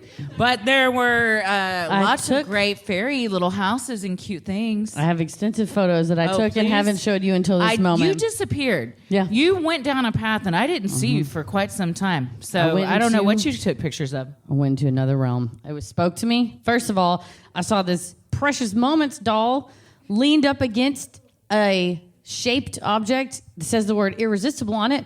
What does this object look like to you? What does this look like to me? This thing that says irresistible? A dick. Yeah. You can't see it. I'll post a picture on the internet eventually. But that's all you need to know. It's a little angel, Precious Moment. She's looking up, holding a flower, and just leaned up like James Dean against a wall. She's leaned up against a penis taller than her. It's a full head taller than her. Yeah, it's a good 2.5 inches taller than that thing. So walking through the garden, I'm like, all right, garden, speak to me. If you think that I need your message, and I saw that, then I saw a pig, which I thought was appropriate for you. Oh, there's a lot of cool shit back there. I saw a bell. It looks like that some folks with good intentions. My new thing is I like to assume everyone has good intentions and is trying their best. And when they dumped a bunch of McDonald's Happy Meal toys, I am going to trust there was a reason to do that. And so I did see there's a hippo, which Leanne likes. There's a rock that says Emily. My friend Emily from high school recently texted me. I was like, this garden is speaking to me in all these different ways. And there was a very cool, what do you call it, wind chime made out of forks and knives. Oh, that's cool. Which, that's just smart. You got those sitting around. Yeah. There's a flamingo. Big ass flamingo. Nancy McKinney loves flamingos. There was a pineapple upside down. Swinger gnomes. Swinger fairies. And it's next to the Busy Bee Honey House. So you tell me. They're busy getting fucked. And there is a gnome that looks exactly like the gnome that I took. David the gnome. That looks like David the gnome. That's that manufactured is the same gnome I took with me on my high school New York trip, and I put him in every picture, and it was from Walgreens. Like the Travelocity gnome. It looked like the Travelocity gnome, absolutely. I thought it was so cool. Like, I'm a senior, I'm going to take pictures of the gnome. What a dork. A fucking dork. But I saw that gnome there, so I think it was speaking to me. It was probably the same one. Yeah, he's made his way, so you reunited. I think that gnome's still at my mother's house, like many things from my childhood. Or is it? Fuck, it got away. Has it moved here? Residents of the city and their neighbors weren't always operating on the same wavelength. In order to perform mediumship services inside the camp as a certified medium, providers must follow the restrictions put in place by the camp itself. However, those rules weren't stopping uncertified seers from taking clients on county land just across the road from Cassadaga or even inside the Cassadaga Hotel. See? You got to take advantage. Well, you're taking advantage of people. Yeah, exploitation. You don't know who's going to just set up shop there, and if your name's on the sign, you might want to, make sure there's a vetting process. It's like if you in Texas, if you get into UT Austin, and then somebody from UT Dallas says, "I go to UT," you're like, "No, you fucking don't." It's the same thing. School. If you're like certified by the Cassadaga people and you have and you're a certified medium, and somebody else rolls in town, you're like, you didn't go here. You don't have a diploma on your wall. Yeah, just something to know they've been vetted. And I like that more than half of the people I saw signs for were like Reverend Maggie Johnson, There's a ton. certified medium. I'm like, fuck yeah, as a fellow Reverend, what's up? Yeah. In the Church of the Subgenius. We had to take the medium that was on call, and there was only one, and she was not a reverend, but had she been, you would have had a great opening. That's right. Immediate connection, reverend to reverend. In the late 1980s, the camp leadership made changes, reorganizing the camp's legal status and changing how voting on important issues was conducted. This caused inner turmoil and grief in the camp. When one shareholder medium formed a rival group, there's drama. The camp canceled her stock, meaning she lost ownership and voting power in the camp. She told the AP, "All this bickering and lawsuits have drained the positive energy from this place." Boy, the reporters just couldn't get enough. This is why they need a docuseries. Don't you want to know the drama? The medium drama? The episodes titled themselves. Dude, Didn't see that coming. I mean, come on. But that's what all the articles were like. Oh, I guess they're not on the same wavelength. I was like, yeah, that's a good joke. We're going to say that on stage. But yeah, it would always be like, oh, they changed the voting stock. I guess the mediums couldn't tell that. I'm like, you don't know how this works. Go to Cassadaga, figure it out. Mm-hmm. The battle between camp leadership and unsatisfied mediums was finally over in 1989. One astrologist, Hannon Leeds, told the AP, "There's no reason to fight. There's enough energy here to go around." That's the attitude we need, Hannon. See, that's an open, welcoming spirit, not beefing. No, I felt like it was a very open and welcoming place. Oh, for sure. I wish we could have met more people that live and work there and gone on. Like I said, I want to come back in the winter. When we can... I go, spend hours outside. Can't escape it. There's nowhere to hide. It's just, y'all got real blue skies, and there's not, like, we couldn't find shade. It's great. Your like, weather's great. If the United States is an automobile that's parked in the sunshine, you all are the dashboard. We're in the middle somewhere. Texas it's not is much the better. steering wheel. I feel like we're the steering wheel. And the driver's seat that burns your cheeks when you sit down. What's that one? Us too? Yes. Yeah, it chaps my ass living in Texas, so feels right. For sure, yeah. A decade later, the battle went from internal to external. In 1999, an evangelical Christian church called the Dunamis Community and Outreach Ministries held a revival at Colby Lake Park. They used a public address system that was so loud it disrupted the camp's temple services that morning. Soon after, the congregation's leader decided he wanted to build the first Christian church in Cassadaga since the camp's founding over 100 years prior. And clearly people were not stoked about this, especially when someone comes to town, starts hollering over your meeting that you have every Sunday. Rude. But yeah, he's like, The church is still there. We passed it. We passed it. And he was just like, First thing great. you see, really. No one else is there. I cornered the market. Like he was the first one thought to put a Subway on this corner. I'm like, There's already something here. Read the room. There's already something here. You don't need to come in. We're good to go. Do your thing in another place. We're good to go. Yeah, we're okay here. Initially, the county denied the request. Residents of Cassadaga were concerned about the potential for increased traffic, possible environmental ramifications, and potential for stepping on the beliefs of the spiritualist. A neighbor, George Tatry, who was not a spiritualist, told the Orlando Sentinel, they're going to try to convert people in Cassadaga. That is the object of their church, gain more parishioners. Dunamis' church's leader, Reverend John Farrow, didn't disagree, admitting that the church's mission was to evangelize the world. Coming in hot and not denying it. No. I mean, at least, there's not going to be an argument there. They're like, yeah, we are here to take over. In addition to the friendship between the neighbors and one another, I like the folks that are not spiritualists that live nearby, and they're like, they're great. Like, they're pretty quiet. They're cool. Oh, yeah. They let us know when got there's a good energy. traffic. There's a good vibe everywhere. Yeah, if you got to set up shop somewhere and you're like, I don't really believe in it, but is there like some runoff I'm going to get? Like some environmental? It's like positive, yeah. Mm-hmm. Although the zoning proposal was initially struck down by the county, Farrow and his church sued in federal court and won. They were able to build their church just a 2-minute drive from the Cassadaga Spiritualist camp. And you're correct. We saw it. We passed it right. I mean, it's right on the way. You can't miss it. I was like, hey, that's the church that had to sue to get here. As the Lake Helen residents wanted to make it clear that the mediums were not part of their community, so do the Cassadaga residents want to make it clear that the nearby Devil's Chair is not something they created or condone. That hasn't stopped tourists from conflating the two, and it's an easy mistake to make if one is not familiar with spiritualist practices. Yeah, there was a local newspaper article from like way back when from Lake Helen residents writing to the newspaper being like, can you please publish this and let everybody know that just because the Cassadaga mail comes through the Lake Helen post office, they're not part of our city. I'm like, you should be so lucky to have a bunch of fucking psychic mediums part of your city. And they were like, I would just love so you know, a neighborhood of psychic mediums. That's it. Please, everyone move there. She's going to move there.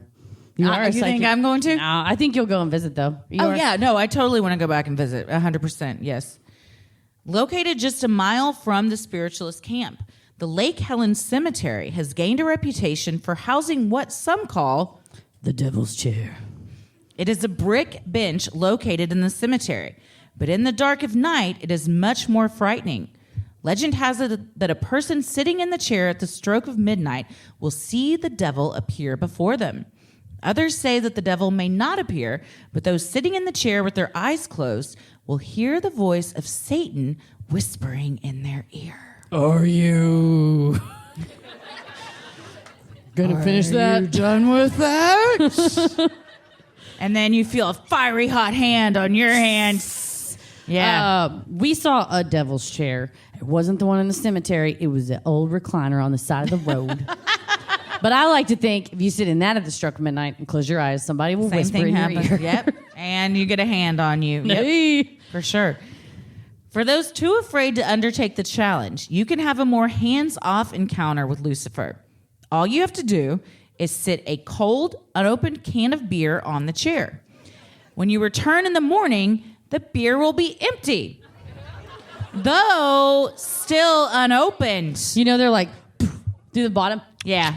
And then somehow put it back up. Yeah. Put it back down. Melt it back together. Yeah, that's, I love that. That it's, you got to leave him a beer. He's like, got a parrot head. He's got this, he's got his little he bottle fucks opener. with Crocs, for sure. The devil fucks with Crocs. How else? What other kind of shoe is going to work for your cloven hoof? Oh, that's true. Walking across hot coals and shit. No, it's these you babies. got little cushions. This is patented material. Yeah. This is off-road. You can off-road on these things. You put those straps up, you got devil mode. Dude. Do whatever you want. Full on. No, Full yeah, on. because you do have to use those things when you start to get a little sweaty. Yeah. They'll just fly right off your foot. You've almost lost one a couple times I now. have. That's why when I first got them, I was like, oh, these little bumps down in here. This is nice. It's like massagey. I'm like, no, it's like if you got out of your shower without a floor mat on your feet permanently. So, yeah, it needs the grippy. It's for safety and a little bit of pleasure, but safety mostly. The creepy legend actually sprung out of something much sweeter. Louis Gates, a historian in the area, told Weird Florida. Oh, there's nothing to it. Kids all started that story. The real story goes back to a man who lost his wife. It was a quick death and unexpected. This was back in the 1920s. She was buried in that cemetery, and he would walk there each day and sit beside her grave. The man had arthritis real bad in his legs, and the walk was real hard on him. He needed something to sit on, so he built that big brick chair so he could rest beside his wife's grave. There are all kinds of stories. You know, if you sit in the chair, the devil will talk to you. It's all just a story. Really had nothing to do with the devil. Nobody wants that interview. Fuck! Nobody wanted that answer. God! Just make it up. Yes! That brought the whole room down. It just Not this room, but like this journalist Just like was in life. Really? They're You like, couldn't have just made something up about how this is the devil's chair? The recorder ran out of tape, so I'm going to end this interview. It's nice to meet you, though. But that it is, I like to think that if it was in the 20s, clearly he's probably dead now. If he was old enough to be married in the 20s, I imagine mathematically would work out that he's probably not around. So maybe he's the one, and he doesn't want anybody to sit on his chair. And so he'll be like, I'm the devil, motherfucker. Oh, I like that. Leave me a beer. Get out of my chair. Leave me a beer and get out of my chair. You built respect it. that. It ain't your chair. Is your No. name on it? Is that your wife's grave? I Get didn't out think so. and leave me a drink on your way out. Might as well. Even if the chair did belong to the devil, neighbors in Cassadaga wouldn't be bothered, as they don't believe in him. According to the FAQ on the camp's website, though they believe God is infinite intelligence and Jesus was a great spiritual leader, they do not believe in the devil. Writing, Our theology does not embrace falling from grace or sinning. Therefore, we do not believe in a devil. We believe we alone are responsible for the benefits or consequences of our actions. It was very enlightened. I like that. I do love their whole website. It's very clear. They have a FAQ, which I imagine there's probably a lot of frequently asked questions about a place and like they that. compiled all of them and put it in one place Very for our neat. convenience. Very neat. I'm not gonna lie to you all. Aside from having a crush on a boy, the reason why I gave my soul to the Lord in that public swimming hole all those years ago, And the buffet. You had a lot of reasons to give your soul I up. went to the Catholic church for the buffet. I went to the Baptist church For the boys? Yeah, that doesn't make me sound very nice. No, I think that's great. Also, if I got baptized, they told me not only I get water park admission, I also got a cake with my favorite Bible verse on it. What? Yeah, they had a cake. I got screwed out of my baptism. I got nothing cool at all. You're welcome, America. Damn, did you pick a cake? Yeah, I What got was it. your Bible verse? I picked, it was like Romans I feel like it was Romans like 8:12. I literally know nothing but John 3:16. Romans, and that was from Stone Cold Steve you could Austin. say anything right now, and I'd be like, "Oh, that's cool." I have no idea. I don't think that was it. That one's we are fucked up. committed to resist sin. That was not. There's your quote. no way. No way. No way. I can't. No way. It was Romans. A lot of something. people quote Ecclesiastes. Is that one? Yeah, that's one of them. I mean, people quote a lot of them. Yeah, but I hear that one around a lot. I hear Ecclesiastes around. I hope it wasn't Romans 8:5. Those who live according to the flesh have their mind set on what the flesh desires. But what if I did pick that? You that were would be horny as a kid. Because it didn't say the words of the verse. It just said Romans 8:5 or whatever. They would have been like, yeah, this is great cake. I'm like, yeah, it is the sins of the flesh. You like that cake? Because I wasn't there for the right reasons. But all that to say, the devil belief stuff, the guy that I won't, it sounds bad to say he lured me into the church, but that's a little bit how it happened. He looked... a man? A grown-up? He was a grown-up adult. It really upset my mom. He would AOL Instant Messenger me. I promise it was above board. In theory, yeah. Someone goes, he was grooming you. Let's process this trauma together. He was. I mean... man came to my house and goes, let me come to your house and talk to you about Jesus. How it was old like was this 30 person? some odd, too much. 30? He was an adult. How old were you? I could drive, so 16, 17. And it was late at night on a weeknight, and Mom's like, you're not going anywhere. And I was like, my mom said I can't leave. And he's like, I'll come to your house, but I'm not going to come inside. So I go, it's illegal. He goes, meet me outside. We're going to sit under the street lamp and talk about the Lord. And I was like, I'm going to go out and talk to this adult grown-up in the darkness about the Lord. And Mom's like, all right. Sitting on the porch, just like, Did you talk about the Lord? Yeah, I mean, it's hard. So they were, I'm sure if you've been to the stereotypical Baptist church, that it was a lot of fire and brimstone discussion. So we did have how he should be in hell for the horrible thoughts he was having about you, about the immoral and illegal thoughts he was having about a minor. There's some low-ass self-esteem I have that I was like, he wasn't grooming me. Oh, fuck. Fuck, I was my goodness. But he was... That's a funny bit, though. He did. If you have such low self-esteem, you think a pedophile isn't after I was you. like, yeah, he's not That's a funny joke. As a comedian, that's a funny joke. Yeah, it is objectively a funny... but he talked a lot about the devil, and then when they're like, we want to have you all baptized, and they're like... Everyone say out loud why they want to be baptized. And everyone was like, I want to give my life to Christ and all that. And in my head, I was like, I'm not trying to go to hell. And they kept going, it's not fire insurance. You can't just do this so that you won't go to hell. And I was like, but would it work? Is there a buffet? First of all, probably. Your words were Golden Corral. Yeah, I was like, what time is this over so I can go? And we would go to the World Buffet sometimes. It was great. The World Buffet. It was like wait a second. Completely unrelated. Go. Did y'all know... Yeah, we all know about Disney World. Fuck. But did you guys know that... What is the fucking name of it, Heather? The Action Spot. No, wait. Fun Spot. Fun Spot America? It sounds like a sex toy.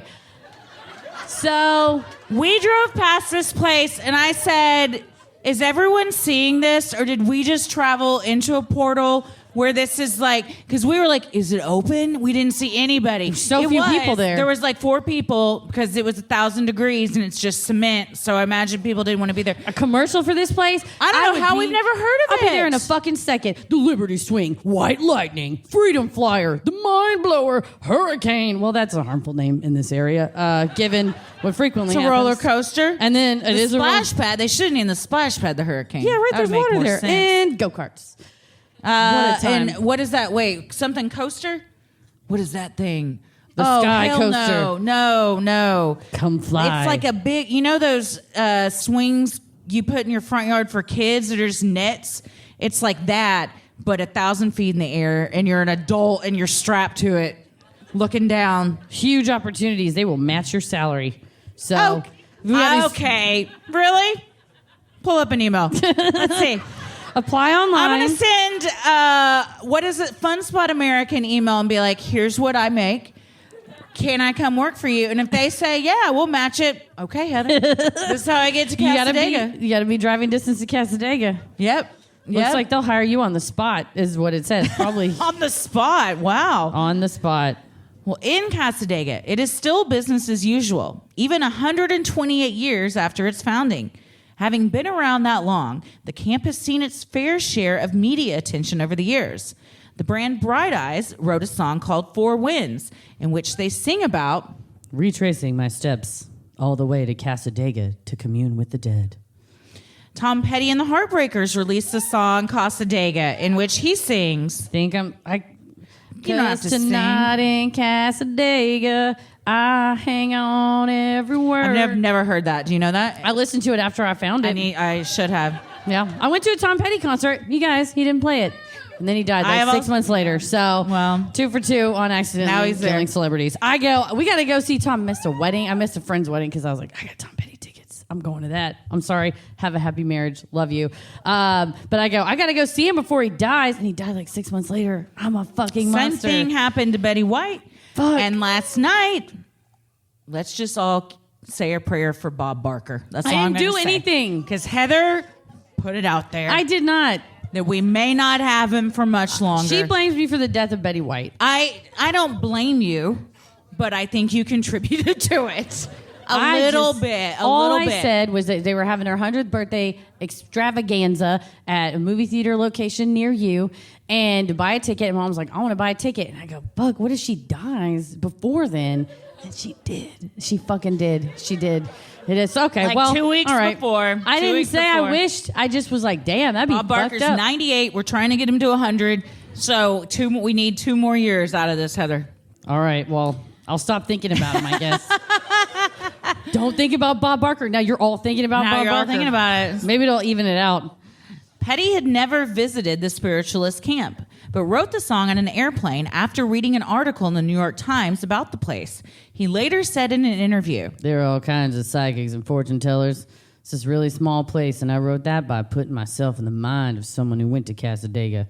Though I spelled it wrong. Poetic license, I guess. he spelled it Casa, separate word, D-E-G-A. Like a house in Spanish called Daga. Yeah. Which I have a question, because he read an article about it. Yeah, did they misspell it? No, it No, was it's the New York poetic Times. license. Yeah. No, the New York Times usually doesn't misspell I think stuff. they make a crossword puzzle, so if they did spell stuff wrong, none of us are ever going to get the Sunday puzzle because the shit's all spelled wrong. I think it's interesting to write a song about a place you've never been to. You've just read about. He's Tom Petty. Yeah, I mean, I'm not going to question him. He You can have do to have whatever that, he wants, yeah. that baller attitude. The town was also profiled in the BBC's TV show Around the World in 80 Face. Despite being an Anglican vicar, the show's host, Peter Owen Jones, willingly participated in a seance. He sat around a table of mediums with their hands on the tabletop. They laid out a trumpet to see if the spirits wanted to use that to contact the group. They also called for the dead to tip the table, making this a classic Table tipping seance. And he's in it because they turn the lights off and everything. And so the night vision camera's on him. And he's just like, oh, the whole time. And then afterwards, he was like, they were making me say some stuff that's like borderline I'm not allowed to say as a vicar. It was like he was trying to dip his toe in and he just sort of went boop, right in the water. So, sometimes you dip in that toe in and they just yank you right in and you can't get out until it's over and done with. Table tipping seances involve a group sitting around a table with their hands on top. When spirits want to communicate, they move the table in certain ways. Of course, this is ripe for exploitation, as tables can be modified in advance. Participants can wear hook-like apparatus strapped to their arms, or tricksters could collude in advance on when to tip the table. So yeah, that is the issue, is that you say, if you are here to talk to Christy, talk to Christy. And then they just, you shove the table at Christy. Yeah. It's like when you did a Ouija board with your friends, and there was always someone that was pushing the little planchette around. Absolutely. And then you take all your hands off. And then it goes... and then you burn your house down, and it's your own Yeah. fault. And then you call your homeowner's insurance and go, listen, it was the materials, okay? It wasn't And the they're like, Ouija. why are you asking about fire? Wait a minute. I don't know. It came upon us suddenly. They're like, you knew this was going to happen. Were you going to get a Ouija board? That's not covered. Scientists also believe table tipping is a result of the ideomotor phenomenon or reflex, sometimes called IMR.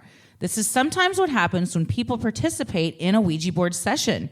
By having participants concentrate and then using certain trigger words or phrases, a person conducting a seance can generate an automatic or reflexive response from the participant's hands. And this is very interesting. It is. The way that it's actually, and I think if you can fast forward through the Bradley Cooper hand job if you're not interested. I don't know why you wouldn't be, but this is part of kind of what they're doing in that film, and because it was based in carnivals back in the 1920s and 30s, this became more in vogue. When you would charge people tickets to go to something, they want something physical. You know, they want something to happen. Yeah, when you're like, oh, I see. You don't want to a leave spirit. disappointed. Yeah, I see a spirit around you. That's not quite as powerful as like the shit shook, the trumpet flew off the table. It blew. Yeah. Even in our reading today, several times before, Gail was like, "This is what's going to happen. I'm going to guarantee you." That some spiritual activity, some spirit, and we were like, okay, this is a men's warehouse. Guaranteed it. Men's warehouse style. Guaranteed it. I mean, I don't know that it didn't happen. So I mean, that's the she magic. said several people appeared to her around me. You just haven't met them yet. I haven't met them. There was like 6 of them. God, there were a lot because I kept going, I don't know, and then she'd be like, all right, well, moving on. And then it'd be like, okay, well, there's a new woman. I'm like, I still don't know. And then there was one person I was like, that could be my grandma. It wasn't my grandma. No. But I mean, like, I felt bad. I told you I want to help him out. Oh, I'm a yes But then sir. I'm also open-minded, so I'm like, maybe I just haven't met. Tomorrow, I'm going to sit next to an 87-year-old man with a little plaid hat on, and we're all going to shit our pants. We're like, because we're going to be like, this plane is fucking going down. Wait, it's him. This is what Gail was trying to tell us. And he just turns to you and he goes, Gail says hi. And you're like, God damn. No. Yep. Mm-hmm. God. Yeah, I'm a yes sir through the whole thing. I just was like, yeah. She's like, you take your time on decisions. You're not impulsive. Like, you really think things through. And I was like, yeah. And I was like, oh, I didn't think that through. I didn't fucking think that through. I said yes before. I was like, yeah. And then I was like, oh no. But then I had already said yes. And she's like, yeah, you're really like type A. You're very meticulous, attention to detail. And I was like, I'm in too deep. And I was like, yeah, that too. She was like, I can see your whole energy. I was like, oh no, you're seeing a fake one. I've been lying to Gail. I read on their FAQ that you should be honest, and that's why I kept.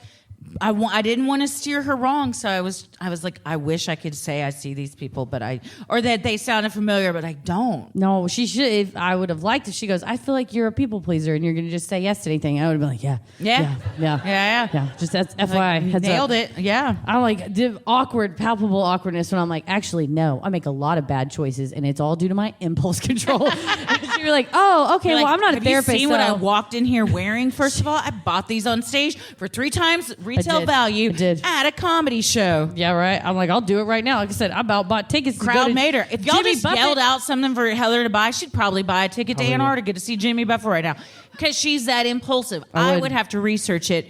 And then I'd miss the concert because I'd still be researching it by the time the concert rolled around. I don't need it. Just like a peanut butter and jelly sandwich. I love it. I don't need any further descriptions. You said Jimmy Buffett in Antarctica. I'm in. Done. He's there like, you got to dig I try and trenches for adopt penguins. it more. Sometimes I say, what would Heather do? Just do it. Fuck yeah, jump in, baby. Just jump in, feet first. Is that I guess the least safe way is head first. Yeah. Feet first is the more responsible way.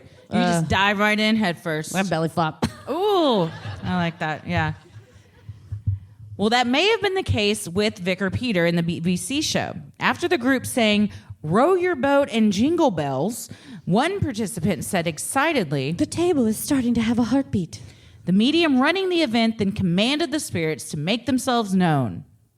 Soon the table began shaking back and forth. This indicated to the mediums that a spirit was present. Peter asked whether the spirit was there for him. The table indicated that it was. Then the medium asked, Intuitively, who do you think it might be? Peter threw out a name, Alan, and the group around the table said together, Welcome, Alan. I feel like he just mailed it in. He said the first thing He's like, that... my tax accountant. He's just like, Alan, is he in the higher realm? George he is Glass. not. He's not. Yeah, he's not in the higher realm. It was just the first thing that came to mind. Yeah, and it happens, stuff pops out of your mouth, and you're like, well, there's no going back now. But then maybe it popped out for a reason. That's right. Maybe it's somebody you haven't met named Alan. Maybe if I would have said no, I don't know. We would have sat next to that guy on the plane later. I don't know. I think that's the good thing of this, of like, follow your intuition. They're like, go to whatever medium you feel led to go to, or like pick whatever book you feel led to pick. And I like that. It empowers us to take responsibility for ourselves. Which is their whole thing. Yeah, that's One great. of their things, yeah. The table eventually rocked back and forth so violently the participants were sure it was moving toward the television host. Peter remained unconvinced, though in a later one-on-one reading, a psychic rightfully guessed that Peter's father was a doctor, despite him never having told her. And this was impressive to him. And he's not a skeptic so much as he's an Anglican vicar, and he'll go to like snake handling ceremonies or all different faiths. It's a very fun show, or a very interesting thing that he does. Yeah. Oh, for sure. And it's I like it because he does go in kind of with an open mind, but he still has his own beliefs. And he was just like, boy, when she said doctor, it blew me away. But they show the footage of the rest of it, and she was like, he loved cameras. He was always taking pictures, and he was like, no. So your brain kind of, I think, hangs on to the things that you want to hear, right? Yeah. I mean, doctor isn't an outlandish profession, so it's, there's a good chance that maybe he was. You just throw a bunch of spaghetti. Well, eventually something's going to stick. Right? Broke clocks right twice a day. Not that we were like adhering to Teal Swan's teachings, but both of us have been like, yeah, it's like she said in that video, and we gotta be like, uh-oh. It's a wild, wild country again. I gotta be careful. Cassadaga is world famous and has been immortalized in several songs. It is a spiritual beacon for all who visit there and draws visitors from around the globe. But in the end, can you legitimately get a spiritual reading inside the camp's gates? Harry Houdini, the celebrated magician and escape artist, was not particularly fond of spiritualism. He thought the practice was unethical and misleading to those in mourning. He spent much of his career trying to debunk the practice and also participated in a public feud with Sir Arthur Conan Doyle, author of the Sherlock Holmes series, who was a staunch believer in the practice. This was some diss tracks going back and forth. God, they need a show. This needs to be a show. Everything. We're the development department of our own network that doesn't exist. We're always like, we got to make a TV show about that. A gator in a business suit. We got talking about that yesterday. That's a great business gator. People would buy that. Yeah, we'll watch that every day. Already named business gator. You know what you're getting. Houdini versus Doyle. Hell yes, I want to see that. Yeah, the Battle of the Titans. Yeah, Sir Arthur Conan Doyle. It's so interesting that he was a magician. He's like, spirits, okay. Idiots. Okay, idiot. Yeah. Why don't you get out of these handcuffs? Make me not drown in this tank. You're like, what? You're saying our magic is less magical than your magic? Yeah, he was pretty sure of himself. Very sure. You'd have to be if you dunk yourself upside down in water. You got a lot of self-esteem. Like good magician has good confidence. Yeah, you can't walk around looking like Chris Angel without having the utmost confidence in the entire world. Yeah. You don't leave your house looking like that unless Good you're like, point. this is it. I'm the pinnacle. I'm the top. Man. But yeah, they were very. Sir Arthur Conan Doyle's. To him? Wow, he's still around. I think. Is You Chris keep Angel? talking. I'm going to still look alive? this up. No, he is. But Sir Arthur Conan Doyle's wife was very into it, and she said she had like medium powers, and that she could talk to. I mean, like a psychic medium, not like small, medium, and large powers. She had medium. She had high medium powers. That's confusing. But she said one time to Harry Houdini, I'm getting some information. I think when it was one of his parents. It was like, I'm getting some information from your father. He wants me to just send you this and put crosses on the top of every page and was like, he's sending you this message. And Houdini's like, my dad was Jewish, so that was made up. So I was like, or is your dad fucking with you bad? Came to see you. Damn. We did this last night about Siegfried and Roy. Christy's getting on Wikipedia and is like, I'm going to tell you some facts about something tangential to the facts. show. So we're going to can write anything they want. Show break. Here. We're going to learn about Chris Angel tonight.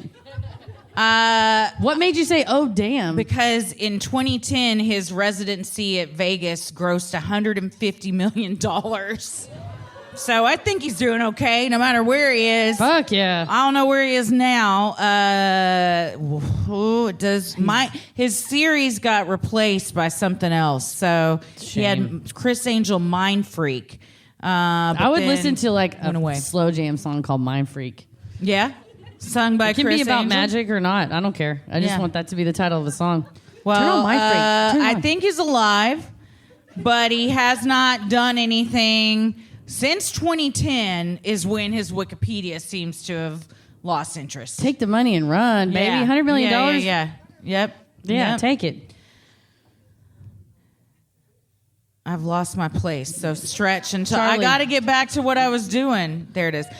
Houdini even went so far as to testify in front of Congress that lawmakers were under the control of fake psychics who were exerting undue influence over the nation's leaders. He spent 4 days testifying on the stand about his findings and blew the whistle on the prevalence of psychics in D.C., but some congressmen thought he went too far. Representative Ralph Gilbert of Kentucky was quoted as saying, I believe in Santa Claus. I believe in fairies in a way. And Houdini is taking the matter entirely too seriously. That's what Ralph Gilbert. It's the fairies for me. You know what? Today, a grown Republican man saying, I believe in Santa fairies, Claus. but this is too far. Y'all took it too far. I will say, today, Gail told me, she goes, I'm getting the name Ralph. I'm just getting the name Ralph. Keep your eye out. Ralph Gilbert, right here. But Uh-oh, there you go. See? Or she was like, this bitch probably reads congressional records. You want to debunk a psychic? Why don't you listen to Ralph Gilbert? She fucking got me. Houdini's opinions aside, the camp leaders at Cassadaga take their practice seriously. Those interested in becoming a certified medium must take their pledge that includes 10 rules, similar to the Christian 10 Commandments. They must adhere to the Declaration of Principles, the most important of those being, whatsoever ye that others should do unto you, do ye also unto them. That's cool. But put it, you ever when you're in school and you're like, I got to read Macbeth, and they make the Macbeth where it's Shakespeare on one side and like regular talk on the other side, translated for me. I'm like, there's a lot of ye's in there. There's too many ye's. And I want to say yay, because, you know, it's the words are backwards from how we talk now, so it messes with your head. However, excellent. I think it's a very really good motto. Practice, absolutely. I yes. just, I needed those translators when I was reading Shakespeare, and that's what it sounds like. Well, in general, it takes about 4 years to complete the mediumship training and another 2 to 4 to obtain certification. The camp's leaders are the ones to make the ultimate decision. Rest assured, when you get a reading at Cassadaga, the person in front of you has been vetted for at least 5 years before receiving the designation. Gail had lived there for 6. There you go. High quality. So she was practicing for a year and then got certified. Yeah. Whether you believe in communicating with the dead or not, those living in Cassadaga certainly do. One resident and medium, Darlene Miss Kelly, told the Associated Press, look at it this way. You can't see television or radio waves in the air, but you see an image or hear a voice on the radio. Well, a medium is just like a television or radio. We pick up the higher vibrations from the spirit side and translate it back to something we can understand. I really liked this metaphor. I like this because I don't know how TVs or radios work. So to me, right up there. Or yeah, psychic I'm like, stuff. So that's you're what I'm like, saying, okay. right up there. Don't Like, understand any of it, so I can believe all of it. Mm-hmm. Wi-Fi, Yeah. I don't know. I know sometimes if I have my phone in my pocket and trying to attach to my earphones, if I move my arm a certain way, and I was like, I guess I'm cutting the science connection. I don't know what's happening. So I walk around with the Bluetooth. connection. I thought Yeah. Bluetooth could penetrate us all. Turns out if my arm's in the wrong way, I'm dense as fuck. I'm too dense for the sound to get through. Breaking up my podcasts as I'm going. Whether you come to visit or come to stay, this quaint spiritualist retreat truly lives up to its motto of where Mayberry meets the Twilight Zone. The mix of small-town charm, charged spiritual energy, and welcoming folk make it truly a place out of time. As soon as you said, this is like Mayberry meets the Twilight Zone, we said, done, picked our topic for Orlando. I'm in. That they didn't have a t-shirt in our size, or if they have a website, I'm ordering one. I got my rule. I just got ordered tonight, and it still counts. Right? If Still you order it counts. while you're still on vacation, Then it still counts, I don't yes. give a fuck. I'll buy stuff weeks after I went I somewhere. know. Years. I know. And you know what? It's 3:00 in the morning, and I'm just like, go. Fuck. I didn't want to buy that. No refunds. Impulsive as hell. Sorry, Gail. You pegged me wrong. Anyone can visit the camp and sign up for psychic readings or other spiritual encounters. Listings are available in the bookshop and the hotel. If you're looking to reconnect with the higher plane or receive messages from the great beyond. Set your coordinates for the corner of Spiritualist Street and Mediumship Way. That's a real intersection. Real intersection. And twice. Yeah, there was, I think maybe it was one, I think, was a like old sign. A cool thing in the fairy garden. Yes, an old sign in the fairy garden. Another actual street signs. Mm-hmm. Yeah. Well, so what do we think? I love this place. This is a great place. It's very cool. I can't wait to go back. That everybody, it seems like there's a really good support network. I was going to the bathroom in the main welcome center, and I like a place with a public restroom. Thank you for that. But I heard people in another room, and they were setting up chairs, and they were talking about, Thursday night, we have to make sure, da-da. So I am happy for folks who makes them happy. They're making other people feel happy. And that's what I thought when I was in the bookstore looking at the titles of those books of like healing from loss and whatever. And if you are genuinely hurting, this genuinely makes you feel better. I don't know that I see the harm in it. I think some people may have a visceral reaction on another level of like, this can't be proven, ergo charging tickets for something that's really, hogwash in their opinion. But people don't, we all do dumb shit, right? I do. I buy scratch off lottery tickets. I might as well take my money and just throw it in a gutter. But it's fun to me. It makes me feel close to my dad. So I think if something is not, now if I was like, I'll buy 36,000 scratch offs a year, you'd be like, that's harmful and that's dangerous. But if I got some, I got some change in my purse or whatever, I'm buying groceries, like I'll buy a scratcher. And it's not like, I'm going to win $1 million. It's just fun. It's like a fun game. I could, right? Yeah. You always want to.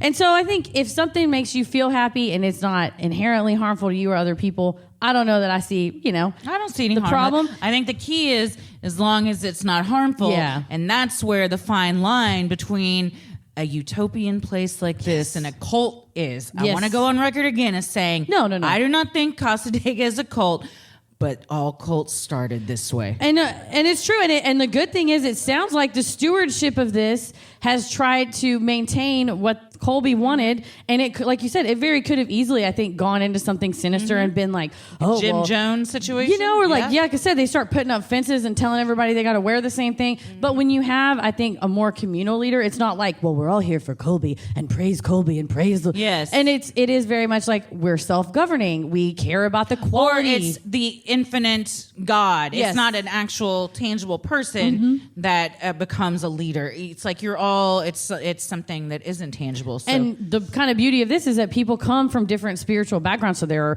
Christian mediums, there are mediums that practice Buddhism. So they have all different religious backgrounds that they then interpret in their own way. And again, who are any of us to say what somebody else's belief is wrong? Because I don't know. I do know that I'm going to go to heaven because that swimming hole incident. So I feel good. You got the cake.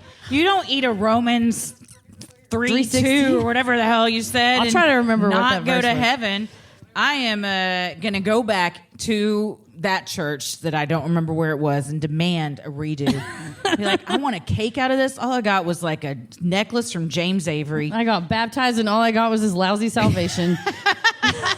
I didn't even get a treat. No, I didn't. I think we went to lunch after, but okay. You probably would have got lunch anyway. Yeah, Your I family was has gonna to get feed fed you. anyways. Yeah. I didn't get a contractually. cake. I know that. I especially did not get a cake with a quote. It was from Kroger, maybe. It was one of those, that frosting that's like oily, white frosting. Oh, yeah. Chocolate Was cake. it white? Oh, it was chocolate cake? with white icing. That's a good I was like, combo. give me the row.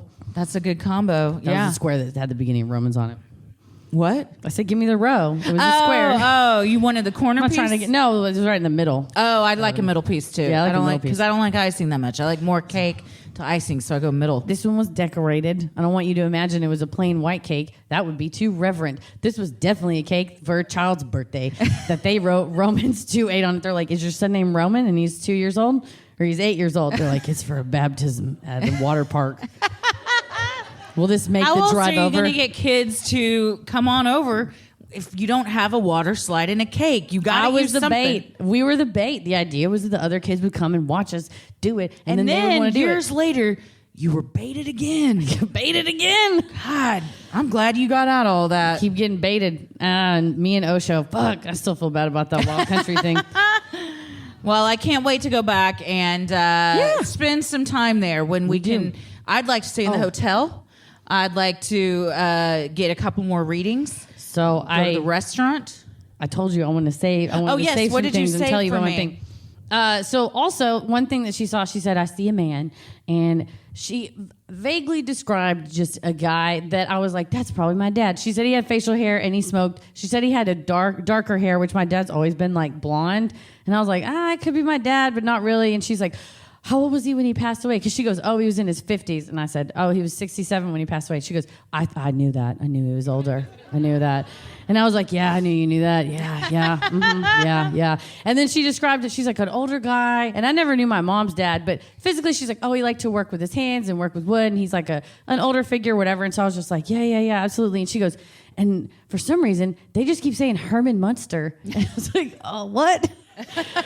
And she goes, Herman Munster, what does that mean to you? I was like, I don't know. She goes, well, keep that with you. Keep so it maybe in mind. we'll see. He's probably dead, Herman Munster. Keep it in mind. And then she goes, and you know what else I'm seeing? Find I'm out. seeing Grandpa Munster and I'm seeing Eddie Munster showing up. I was like, the whole The gang Munsters? is here. You just need. Is the cast of the Munsters gonna do something for you? The Munsters theme song. Oh, is a rocks. banger. Na. Here, Munster Henry cases. Herman. Alive. He This is the worst Google I've ever done. Nothing is gonna come up. Who Did played you Herman mean? Munster? It'll tell me. He was famous. it He didn't played work. a lot of things. So I told her that. So I said, okay, You told her that? Herman Munster doesn't really mean a lot, but my dad and I used to watch The Money. My cousin Vinny and Herman Munster.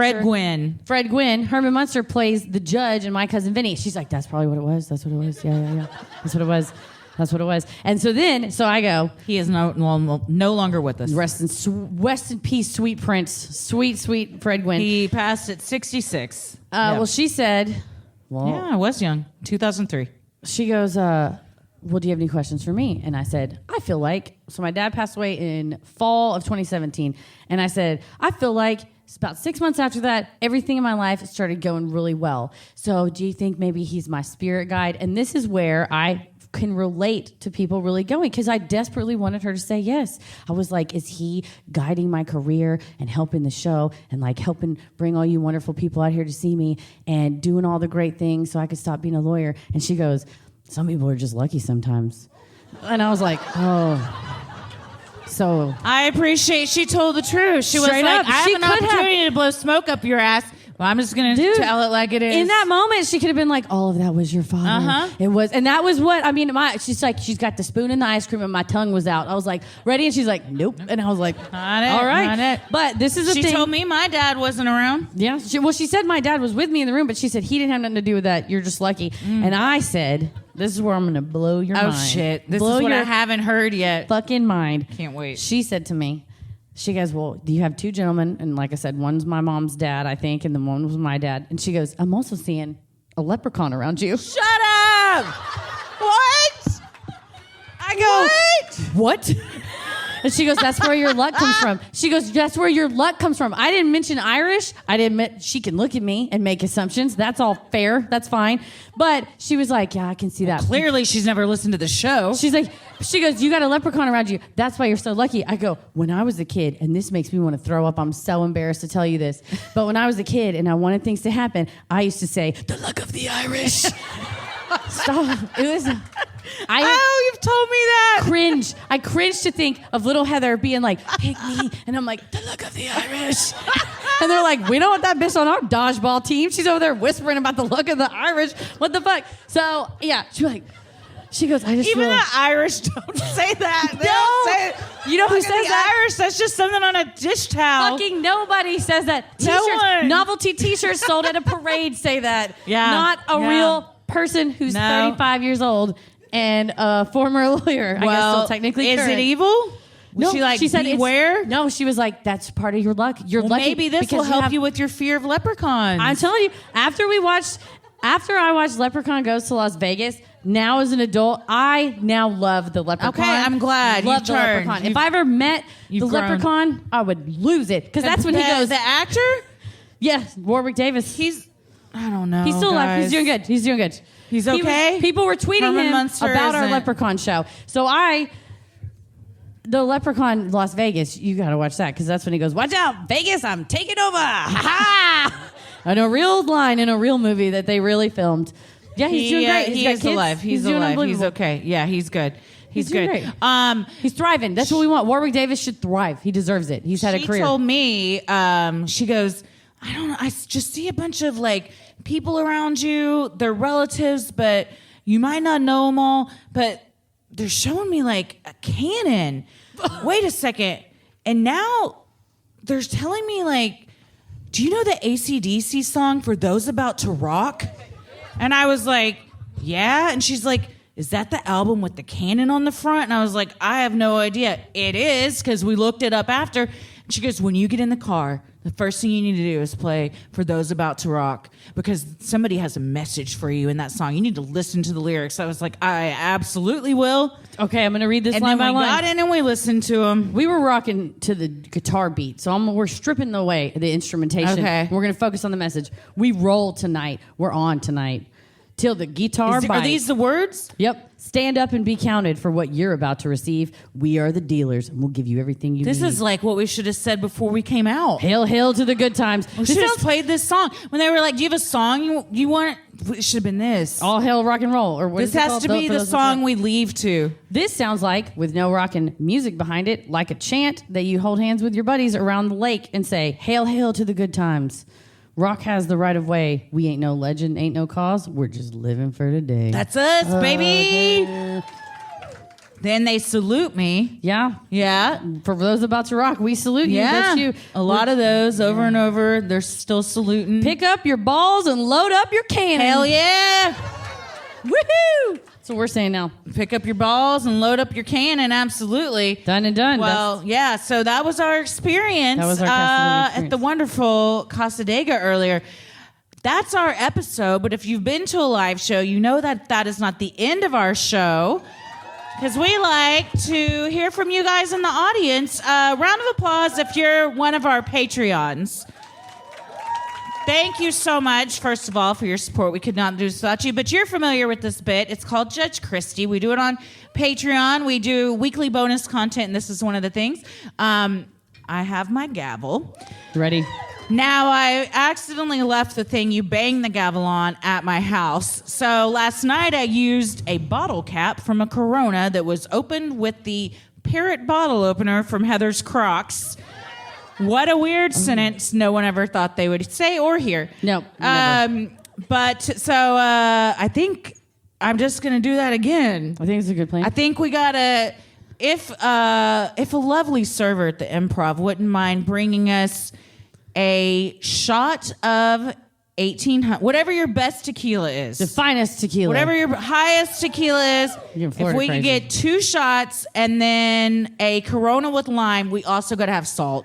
Please leave the lid on the Corona. I Yes, would like to please. crack it. There's a lot of requests coming from the stage right now.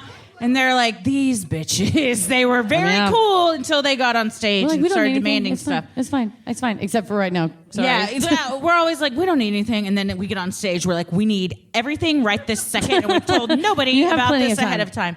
You have plenty of time because I can tell my grievance. Yeah. Oh, and so in the meantime, so in a minute, what we're going to do is ask you to shout out, I have a grievance, if you have a grievance.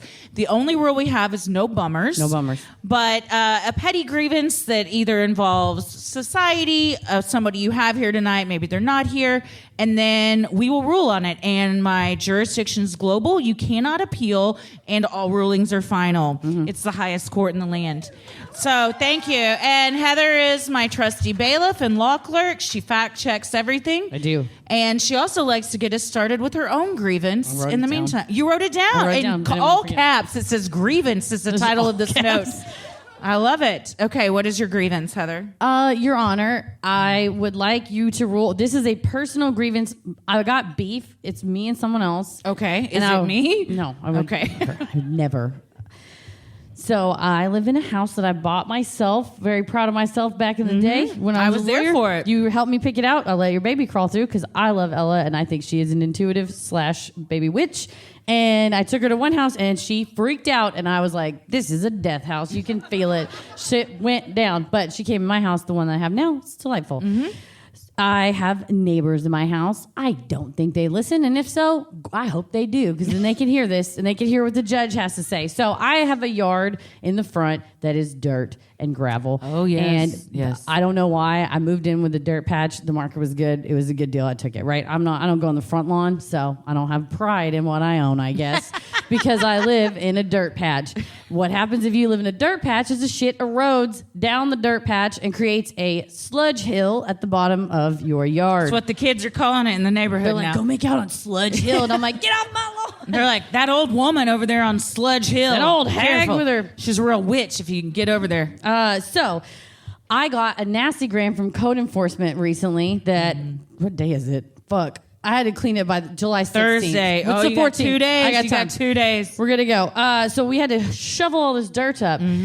Here's the thing. I get it that technically I was in the wrong. Technically, I shouldn't have had Sludge Hill. Whatever. Nobody asked for that. But I don't have an HOA.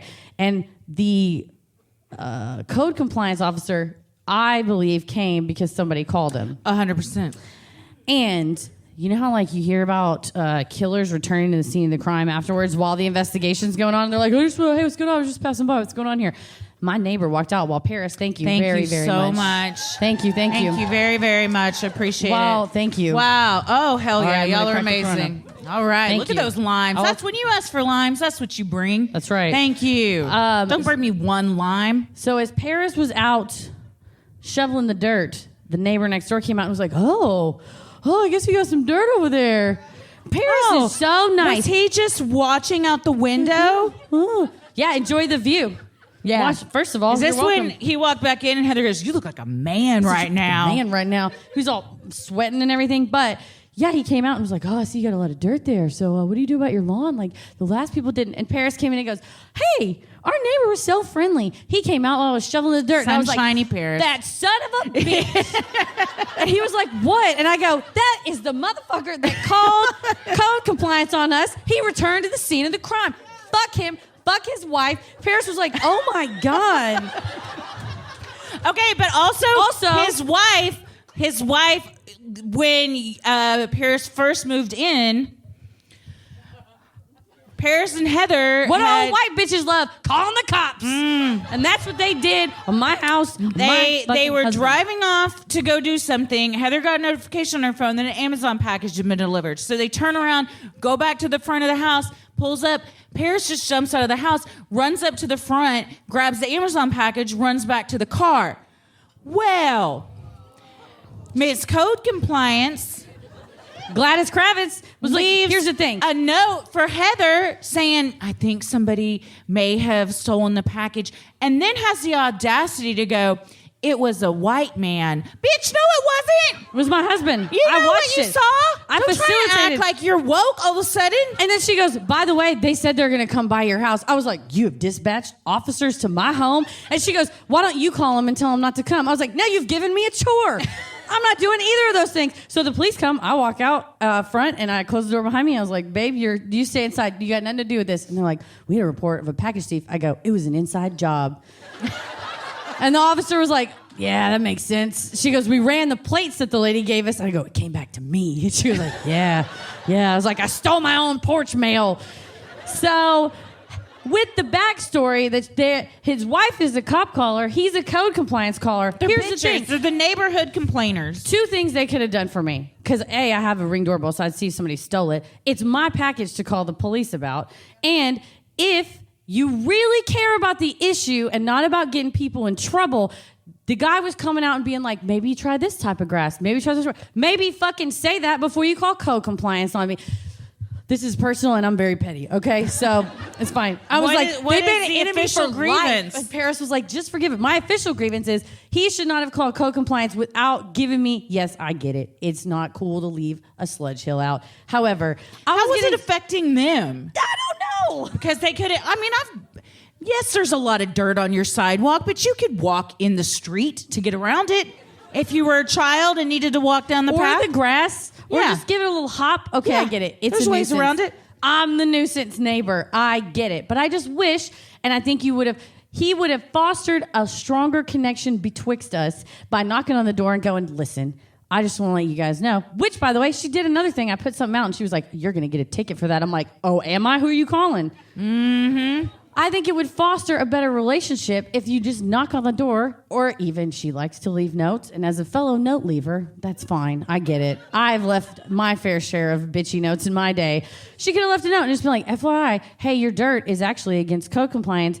Let us know if you want any gardening tips. She didn't even have to offer that. But I just don't like the... You wanted to be the middleman. This is an overburdening cut you out of city resources. She didn't have to get that man involved. There's shit that's actually going on. She just could have told me, and I would have fixed it. Should I fix it on my own? Yes. No, I think that there's something to be said for neighbors coming to you first before. Yes. That being said, I have called the cops on my neighbors that I didn't want to deal with.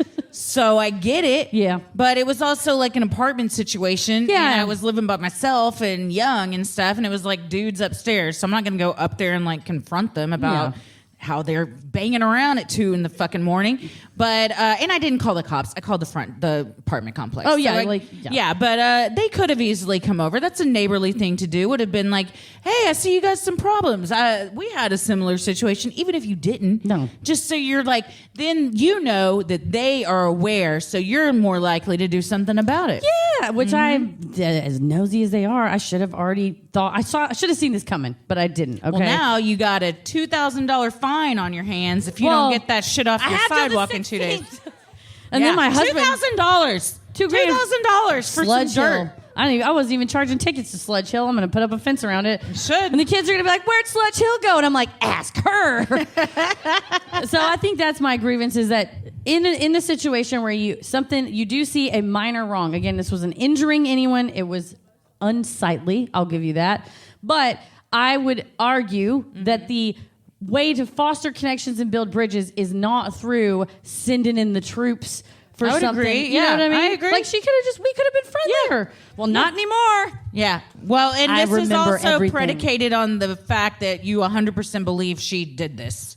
You don't return. My life. I agree. I've she lived did there it. my whole 4 years that I've lived there. That man has spoken to me 0 times. No, yeah. But when he he's saw been Paris out there, waiting for an opportunity. Oh. Do you think it's because you're a woman?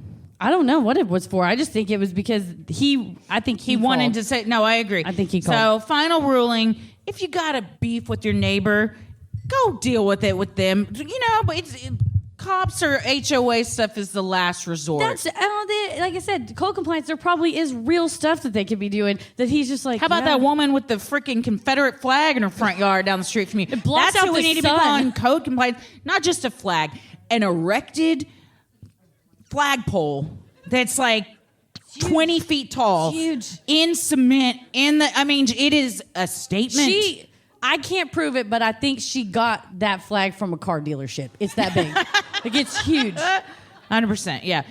Well, I got on my little thingy, so here come the... Crack it. Now, she got this off her shoe. There it goes. Wait, where'd my gavel? That's the one piece we needed, and I dropped it on the ground. What I tried to do last night, which I'm not going to do tonight, was try to be real cool and put a lime in here. And then I did the thing where you put your thumb in it and you flip the beer upside down and the lime goes to the bottom. And then you start screaming, going, the liquid's coming out. It's going everywhere. Upside down, going, what do I do to make the liquid stop? And the whole audience is like, turn it over. Turn the other. And she goes, I can't. It's spewing all over my laptop. It was everywhere. I was drenched in vodka and tequila and beer. That's the laptop you use to make the show. Don't destroy it. I should move it out of the way. We should move Okay, these out hand of the me a way. lime. Alrighty. You got a whole bunch of them here. Okay, so final ruling. Go to your neighbor Don't before you snitch, go to dog. anybody else. Thank you. Thank you, Your Honor. I'll set it here so everyone It's been can see. upsetting me. Okay, now get your tiny shot glass. All We right. have the tiny shot glass. Now shoe this shot. is where things got real unruly last night because we tried to pour the God, tequila let me move my into this phone. tiny shot glass, and this is where things went wrong. But you know what we should have done? Put that over that. Oh, that's Tommy genius. likes to call these things. This is a over the sink job, is what he calls them. When you gotta how pour you- something into something how your else. kid was There you go. conceived. Yeah, over the sink. Over the sink job. He bit me right over that sink. Yep. So Sorry, remind me my again. father-in-law's here. Hey, George. What's up? Also, not how it happened. The sink is way too tall. And it's also it's really constantly tall? full of dirty dishes. The last thing I want to see when I'm trying to get boned is this fucking sink of the shit we ate 3 days ago. I've poured tequila on the laptop. Hang on. Oh, no. Okay. All right. I'm getting... do you have your lime? I do not. Okay. We'll get it. Okay. All right. I'm going to have to set something down, so it's probably the mic. Okay. Wait, that's mine. Oh, you're going to take it this whole thing? You have one there. Oh, my God. I was confused. I mean, I'm not going to take the whole thing right now, but I'm going to take part of it. So, okay. All right. All right. Oh, you're going to take out a tiny one? I'll just take it out of this one. All right, ready? What do I do? Lick the thing? Oh, yeah. You shoot it, or lick it, shoot it, suck. Lick, swallow, suck. That's the over the sink job. Yeah. Okay, hold on. All right, you doing it? To Orlando. To Orlando. Yeah. Fuck yeah.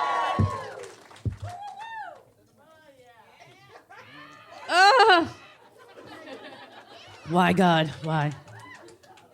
Yeah. That was good. That was lovely. Ooh. That was good. Who has a grievance? All right. I saw a hand hands right here first. They will bring you a microphone. So right here, just keep your hand up. They're going to come find you. And when you tell us your grievance, tell us your name and your pronouns. And lay it on us. It's your opening argument. Last night I shot the whole front row with lime juice, and it's happening again. Baby's destroyed. Sorry. This is Baby's last Baby. This is Baby's last show. You were all here. Baby has had a good ride, but he needs a break. He's real fucked looking at this point. So he's going to go on sabbatical. We'll have something, a new little trinket for the next tour. But if you have heard us talk about him, this is him. He is outfitted by Nancy McKinney's custom little tiny shirt. Yeah. Tiny baby shirt. Tiny baby Mothman shirt. All right. What is your name and pronouns? My name's Paula. Hi, she, Paula. her. So I would just like to preface this by saying I love my husband very much. Yeah, but he is not here with me tonight. Okay. It is a safe talk a space. bunch of shit about him then. Do it. So today is our only child, our daughter Olivia's 18th birthday. Oh, Happy birthday. Yeah. Happy birthday. Thank you. I am here with her blessing because She's a good daughter. yes, she That's is very wonderful. sweet of her. So when I was pregnant with her, and by the way, she was born in Texas. Hell yeah. Yeah, El Paso. What part? El Paso. Yeah, Nice. is that really Texas though? Yeah. Beto's from there. I mean, yeah. Technically, it is. Yeah. When I don't was have anything else to say about that. Line-wise. Like line-wise, yeah. Mm-hmm. when I was pregnant with her, I was pregnant over Mother's Day, and Mother's Day comes and goes, and my husband. Oh God, I already know what this is. 18 years ago, and you hadn't forgot, had you? Nope. I feel that. You don't forget. Deeply. Moms deeply. don't forget. We're like elephants. No. So he never wished me a happy Mother's Day when I was pregnant with his child. He has every year since then, of course. But this has been an 18-year argument Oh wow. of our 27-year marriage so far. Yeah. So, yeah, he says, if you are pregnant on Mother's Day but don't actually have any children, are you really a mother? Here's my suggestion. I don't think it's up to a man to tell you when you're a mom. I don't think it is. That's just me.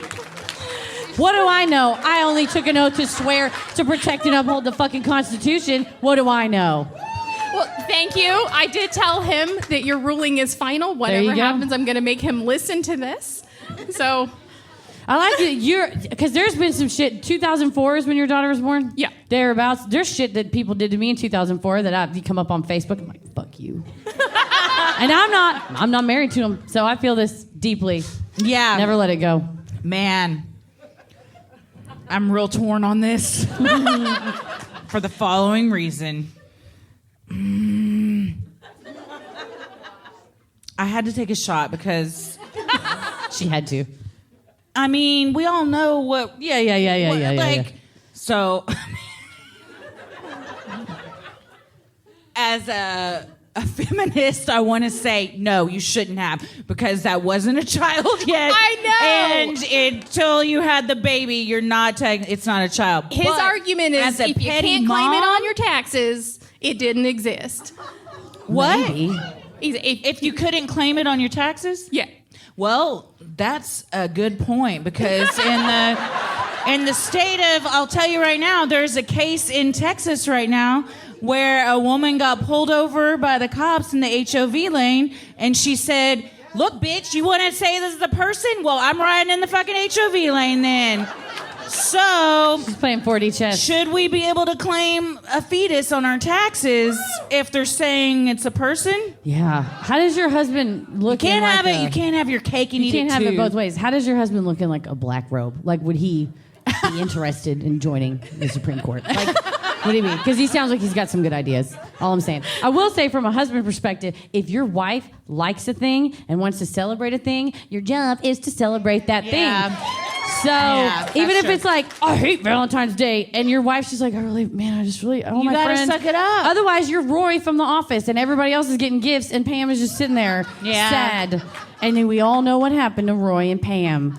So I think if you, that aside, the scientific, political question aside, the answer, sir, is that I wanted flowers, chocolate, etc. Didn't I he know didn't that get you that. wanted it? Had you said like, "Oh, it's my first Mother's Day as a mother," and he knew that you were expecting something? I don't think we had actually discussed it. I wasn't really Well, he should vocal know. about it. He should know. It's also a made-up holiday, so guess who can celebrate it? Whoever the fuck Anybody. wants to. It doesn't matter. Just go buy a balloon for whoever. Mother's I did coming not all Turn it shapes upside down. It says "Wow." It doesn't matter what day. You can. I you did can not enjoy get him that a any Father's day. Day card. Never thought about that. Yeah. Happy Wow Day. Yeah. In the 18 years, has he ever given you a gift for that first one? Oh yeah, yeah. Okay, but you're still petty about Of it. course. You're still bitter. Yeah, I Of get it. course. Never forget. I mean, Every I think year. the resolution is he's got to make up for it somehow. Here's the thing: he can't go back in time and make up for it, though. So you get to lord that over him until he dies, or you die, whichever comes first, or at the same time. That's what I tell Paris, because he missed our first Valentine's Day together, which also is my dad's birthday. And I was like, way to leave me alone on my dead dad's birthday. And he was like, it's a work trip. I didn't get to pick the date. And I was like, interesting how far you won't go for me. It's just like, I swear. So every Valentine's Day, you know what I get? A lot of shit, and it's awesome. So keep doing that. Yeah, Keep he's doing got to that. really up the game on the Mother's Days to make up for it until, like Heather said, until you die. Till you die. Yeah. Is she your only child? She's our only one. Okay. He well, missed the chance. Yeah. You're like, There you I'll go. never be pregnant again. And even if I am, not with her.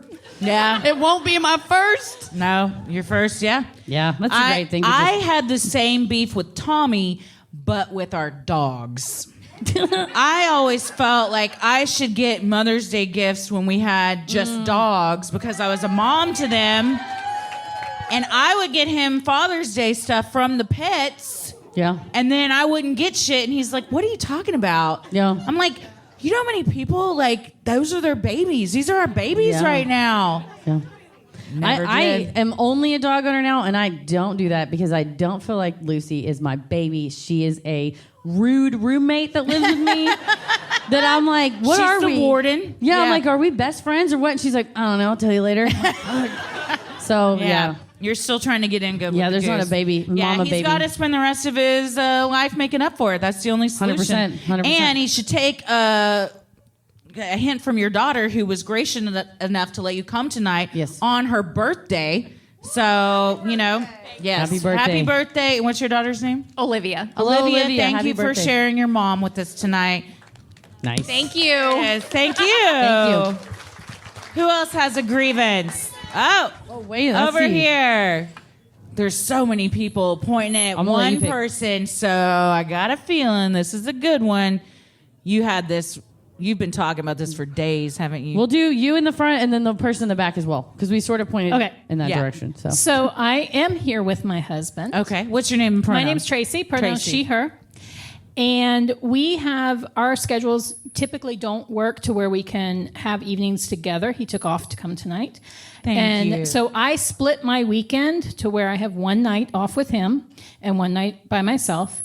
And we have agreed that Monday nights is our date night. So we went to Key West on vacation. And while we were there, he said, "Oh, I have outfit for us to wear tonight." Wait, what? Yeah. Right? Because I had laid out He on my said, outfit. I have an outfit for us to wear? Yes. Outfit singular? No, an outfit for you to wear. Was it matching? No, yes. Was it Margaritaville Crocs? No. Well, that's how you know someone loves So you. after he got lost trying to figure out where we parked the car from our hotel. Shade? That was just a little shade you threw in. Has nothing to do with the story. She just wants you to know she still hasn't forgotten about that. I appreciate So that he detail. comes back with this bag and he's like, "I have a different shirt for you to wear tonight." And I'm like, "No, I picked this outfit out, you know." And he's like, no, I had my friend make these shirts for us. Keeps going. God, I wish you'd worn these tonight. Oh, is that what you're wearing right now? No, these I made. Oh, excellent. Oh, what do they say? They say the devil rules the airwaves and keep it creepy. I love it. Thank you. And you're so sweet for wearing it. Thank you. I love it. He's That's supportive. so sweet. So he pulls out these shirts and they say, and they're in purple, which is my favorite color. Same. So, Shut okay, cool, purple. But it says in big bold letters, "Monday Night Bang." Iconic, sir. Iconic. Dude, wear that every day And for the rest of your life. expects me Get buried in that. Because if you, wear this out in public Yeah. in Key West, which I did. What does that mean? It means that Monday night's date night. and you know, fuck. Oh, and then you fuck with him? Nice. Monday Congratulations. Night Bang. You know what though? I like that idea of like setting it up because then you're Right? like 'Cause then Sunday, we know. and people are like, I gotta go back to work, but then No, I'm ending my night. then I gotta go back to work. Then I gotta do work later. Fucking A. And so we spend Monday, and this was a Monday night that we were in Key West. And I'm like, okay, fine, I'll wear it here because nobody's going to see me, and that's fine. And we were taking pictures, and I'm, of course, like this, and trying to take pictures. And he had a and- matching one on? Oh, yeah. Yeah. I love And that. we had a lady at the cigar store ask, "So what's Monday Night Bang?" Of course. And he's like, "It's our date night." You know, and I'm like, "Oh my God." Was she Okay. as filthy as we were? Was Yeah. she like, yeah, you're Yeah. going to go Pretty fuck much. back She's in your like, hotel? Yeah. It's Like Key I'm West. trying to buy some cocktail shrimp, ma'am. You need to leave this Publix right now, miss. And so it was, you know, and so I have not worn it anywhere else because, you know, I am a minister in this town. Nice. Fuck. Nice reveal. Nice reveal. And I can't have people seeing this shirt. What you tell them. Ministers fuck? What are I you? know. Presbyterian? But I don't want them Are you thinking about Presbyterian? it. What are you? What religion? Unitarian Universalist. That was my second guess. Yep. It was Presbyterian and then Unitarian. See? Yep. Y'all be proud of it. Yeah. Wear it to, what do you call it? Not mass. Service? Service. Please Yeah. wear it to I'm not service. wearing a service. You've got I'm to. younger than all my congregants for the most part. So You do you do a Monday night service? no. But you should start Should one start. Because the church office is closed on Mondays. Starts wearing Monday night bang shirts. I guess if you're a reverend, that Sunday would be a very tough day for you. Yeah. It's not So a you day of want it rest. on Monday. You Yeah, get Right. So rewarded Monday's for my your first day praying. off, and then I take Fridays off as well. But You yeah, sleep so in. I told him, I Picked said, a when good we day go, for your sex yeah. life. Yeah. So I Based on your schedule, I agree. Bang with day. this. so I told him I was going to bring this up Yeah. on whether or not this was appropriate for us to have these shirts to wear out on Monday nights in town. Yes. What kind of? I love it. I will say, I recently said to Tommy, I am so glad we are not the couple that would ever wear matching outfits. But that's just us, and that's not my personality. But I think it's very cute. Like, this story is adorable. I remember one of the first times I met Paris, we were at when Heather had her sweet attorney job, and we got by we, I mean she got a suite, a literal suite at the AAC, which is where our basketball team plays and we see concerts. I will say that law firm, they don't have that suite no more, and I stopped working there. Correlation, causation, I think so. They were like, we can't stay afloat without Heather here. But we went Round the and clock. saw WWE Raw. Yeah, we did. There, live. And it was one of the first times like you and Paris had like started dating, and he ordered you both matching shirts of a wrestler. Yeah. It And was they a new wore day. them through it, and I was like, that's really cute.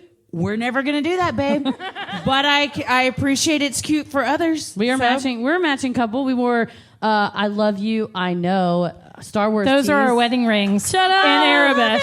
Yeah. Well, they have those in Star Wars Land. It's called Disneyland, but we didn't give a shit about the rest Yeah, of the the rest of park. it doesn't matter. Yeah, the Star Wars Land, that blue milk. Anyhow, we wore matching shirts and it was fine because it was our wedding. I think the I think it's cute. question is what type of establishments you're going. You're going to Applebee's, Chili's, wear the bang That's shirt. appropriate. Absolutely. Yeah.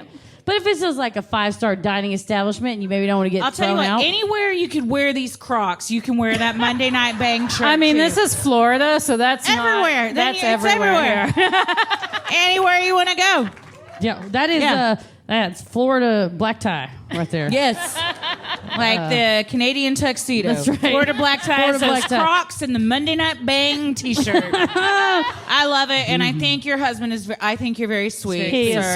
sweet. He is That's sweet. very supportive and cute. And the fact that you came here tonight in a t-shirt from, you probably have never even heard us talk He before. has, until- actually. Oh, you good. have? He has. What's your name? Richard. Hi, Richard. Yeah. Hi, and you took it right back. I appreciate He's that. done. Nope. Okay, and Say it's your back name. to me. Say your name only. You can say your name, and I'll talk about your T-shirt, but I'm not going to give you the mic No, any that's more than it. that. Well, at the end of the day, I think it's not important where you wear the T-shirts, but that you continue to take them off every Monday night. Oh! Final ruling. Yes. All right, one more? Sure, Uno Mas. We this got, person oh, in yeah, back the one standing up. right behind. So- we're going to do... My eyes Wait, wrote a are- check that my body has to now cash because earlier I was like, yeah, and then that wasn't the person we picked. So now we have to pick you. So hello, I'm excited. Well, it's okay because my name is Heather. That's What's why you picked up? me. Oh, nice. So I have a grievance, but I just want to pre-state my boyfriend is not here, but he's from Texas. What part? Houston. Yikes. That's okay. He got Just out, though. kidding. I don't even know why I asked what fine. part. Because I mean, you all hate each other. No, we all love each other. That's the thing. It's just a Texans bit. love each Well, other. he calls y'all the Texas Murder Girls. So Oh, what a nice name. So, yeah. Thank you. You know what? That'd be our roller derby team name. Yeah, it would be. Yeah, yeah.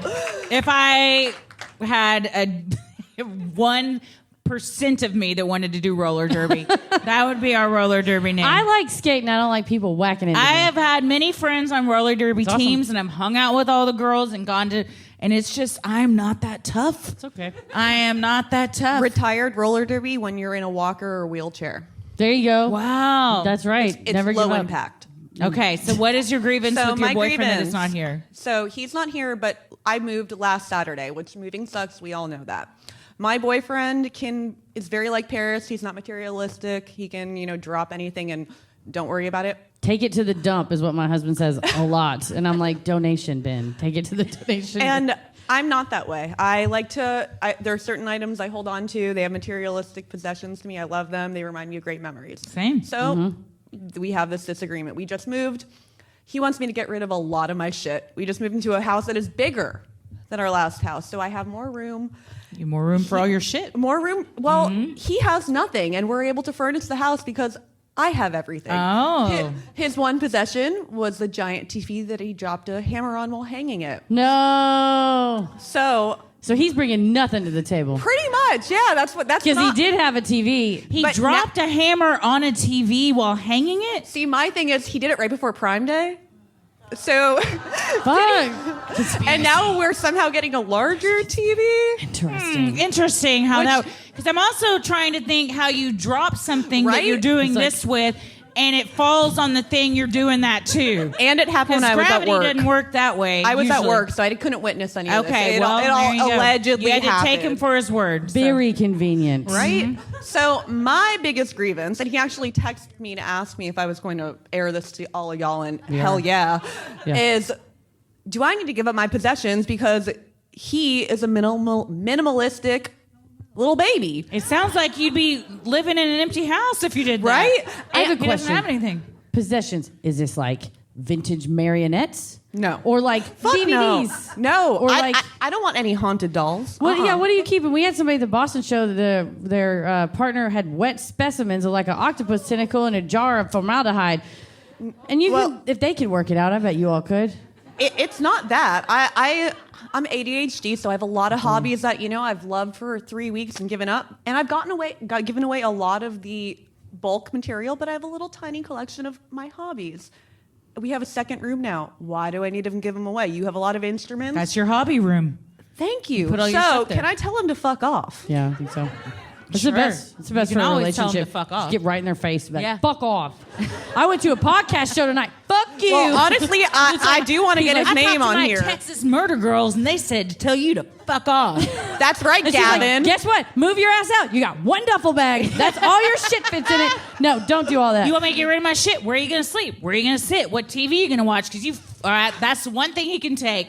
Is that Take TV? it's broken. Your right now it's busted-ass broken. TV. We haven't gotten the new one yet. Oh shit! So he really has nothing he's brought to the so table. there's not. I mean, I think he you gotta did make a change the tire compromise. we've got a flat. Does he want you to? Is there like certain stuff that he wants you to get rid of that like you haven't? Because my rule is usually, if I haven't touched it in a year, then I don't really need it. I've already gone through once because we just moved, so I've already gone through and been like, I've used this, I haven't, and given away a lot.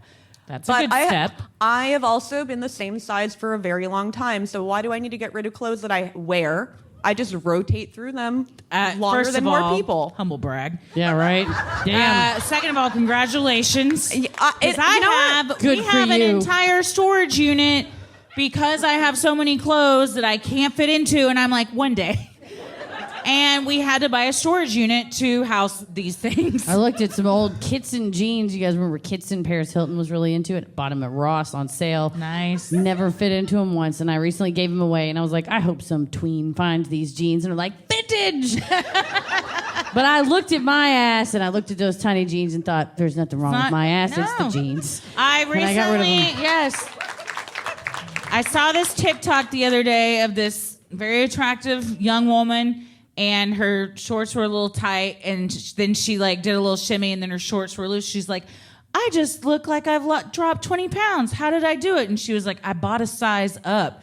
And the whole thing was like, don't try to squeeze yourself into, and we all get so attached to these numbers. Like, dress for the body you have and celebrate that, because numbers are just numbers. So all that to say, if you can wear the same clothes you wore however many years ago, keep them. Yeah, you don't got to get rid of that. And also, it's frugal. That's right. In this day, in this economy. And that's all. First of all, economy. if you ever Say that. start an argument with in this economy, nobody can say anything after that. No, So fine. you won right there. You're All right. good. So the Texas murder girl said, fuck you, Gavin. Take your shit, put it in a box, the stuff that he's up in arms about, and on the inside flap, you write "fuck off," and that way, if he ever opens it, he'll know. He'll know. I also, though, want to go on be record. I fair- love him very much. To be fair, if you're not jacking with it, then you should get rid of it. So maybe just do a little test, and I would. Recondo some stuff. That Fair. too. Could do I that. did that. I read 75% of her book, and then I said, I got it. And I went through all my shit and got rid of a ton of stuff. And to this day, I'll be like, where are those fucking socks? Because I didn't finish her book, and I wasn't ready to release them into the wild. So Yeah. read her book, but finish it, and then you can get rid of a bunch of your shit. Donate it. Don't take it to the dump like Paris suggests. He doesn't anymore. He takes things to the local charity shop, which I had to train him. He was like, when I was a kid, we just took our stuff to the dump. And I was like, well, I think a lot of us did in the 90s, and that's why we're here. So let's stop that. Let's don't do that anymore. Was the last 25% of the book like where to put I don't the know. socks? I never read it. Fuck it. Well, good luck. know. Maybe the answer's there. Godspeed. Yeah, make a compromise. Keep like 80% of your stuff. Throw them a few bones. Get rid of a few tops or something you haven't worn in The like a ruffle year. stuff. And What, also, ruffled. Yeah, ruffled 90s stuff. It'll I'm all still come holding on back to. though. tying it Everything's back, come tying it back to our Mother's Day issue. There will come a day when something that you threw out, he'll want, and man, it's gonna feel good. Mm-hmm. He'll be like, I wish we had a glue gun. You'll be like, I wish we did. Guess was what I used to yesterday. have? A fucking glue gun. Now we have to buy another one. Not that this has happened in my house, but it has, for sure. So let me just say, chew on that you get 5-6 years of joy out of that over just the one thing he told you to throw out that you needed. So be like, sure, pick whatever you want to get rid of, write it all down, and then when the day comes, you strike. Final ruling. Fucking strike. There it is. Oh, thank you all so much. You've been such a wonderful audience. Let's get a pick before we leave. We got to do our pick and a video. Are you doing video or I'm going to do a video, so I'll holler. Okay, all right. 1, 2, 3. Woo! Holler! Thank you. Nice. Well, thank you so much to the Improv. They've been great to us, so please be great to them.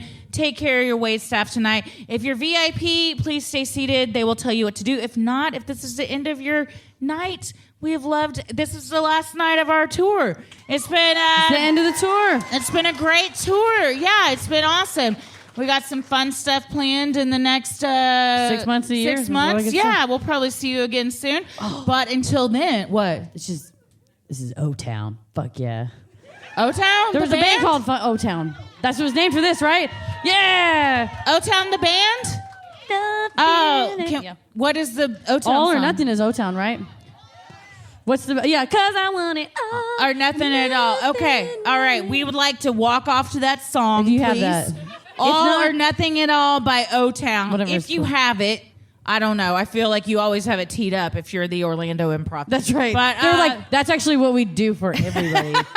But thanks for asking. well, thank you all so much. As always, the devil rules the airwaves. Keep it creepy. Thank you guys so much. Thank you.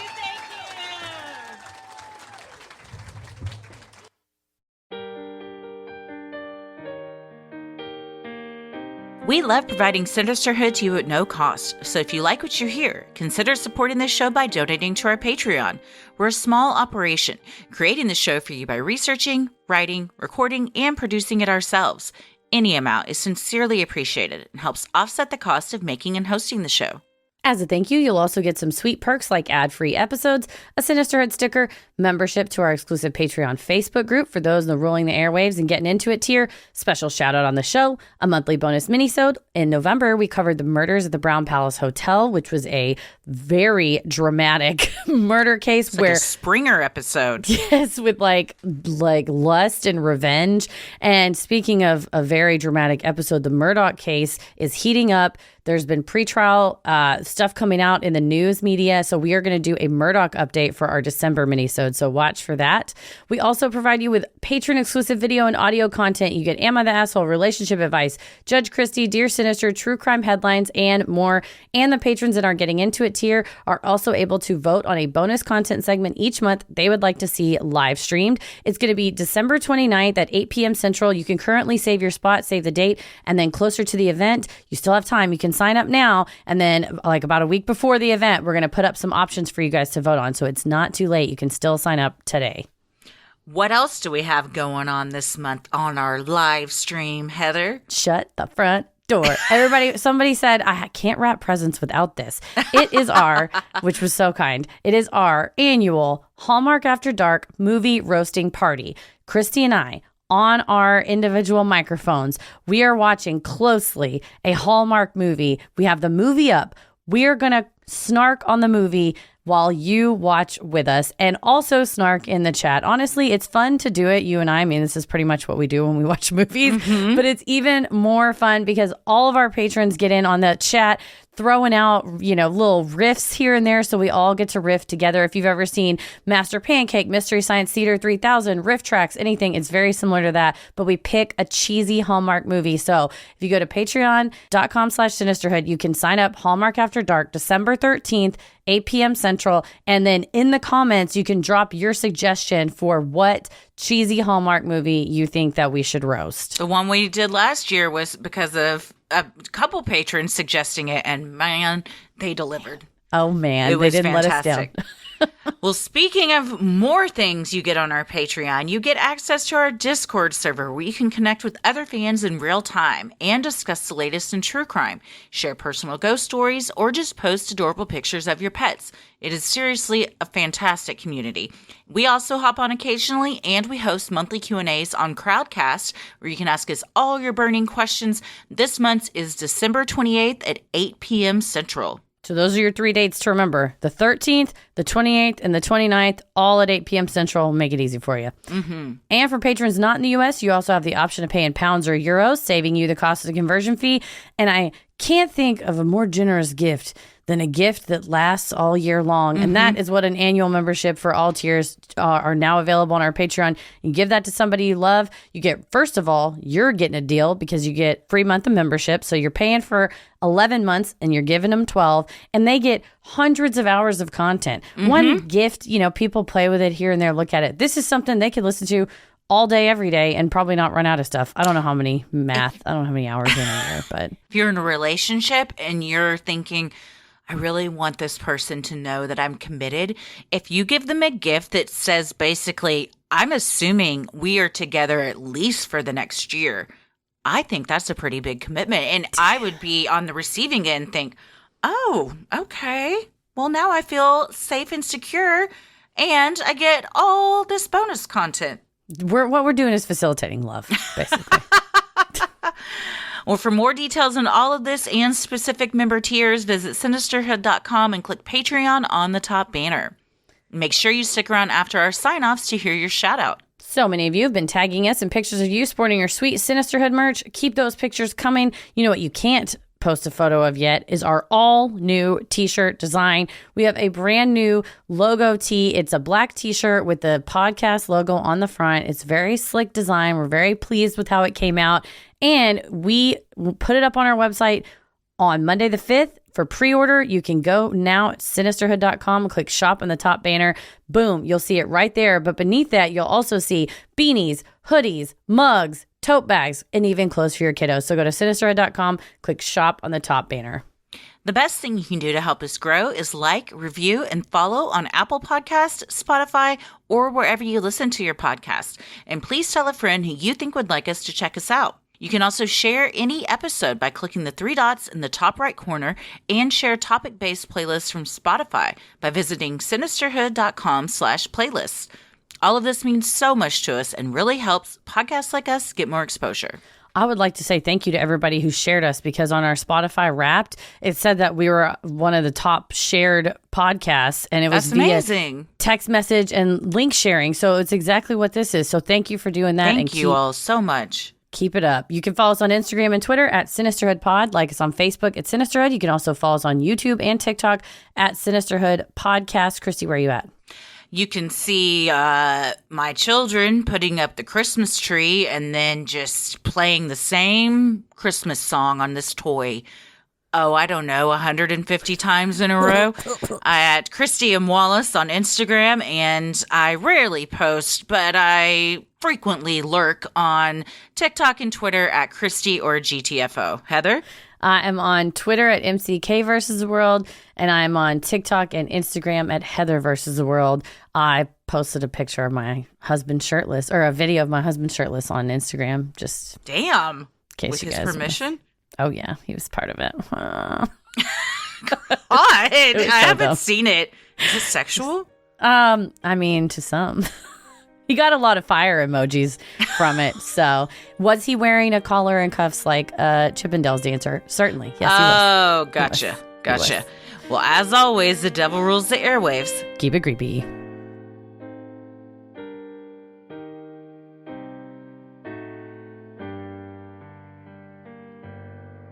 Hey, everybody. Thank you so much for supporting the show on Patreon. Here are your special Patreon shout-outs. Claire Stevenson. Lexi. Stephen and Shannon Joyce. Gina Brannon. Leanne. I believe it's a different one, if I remember correctly.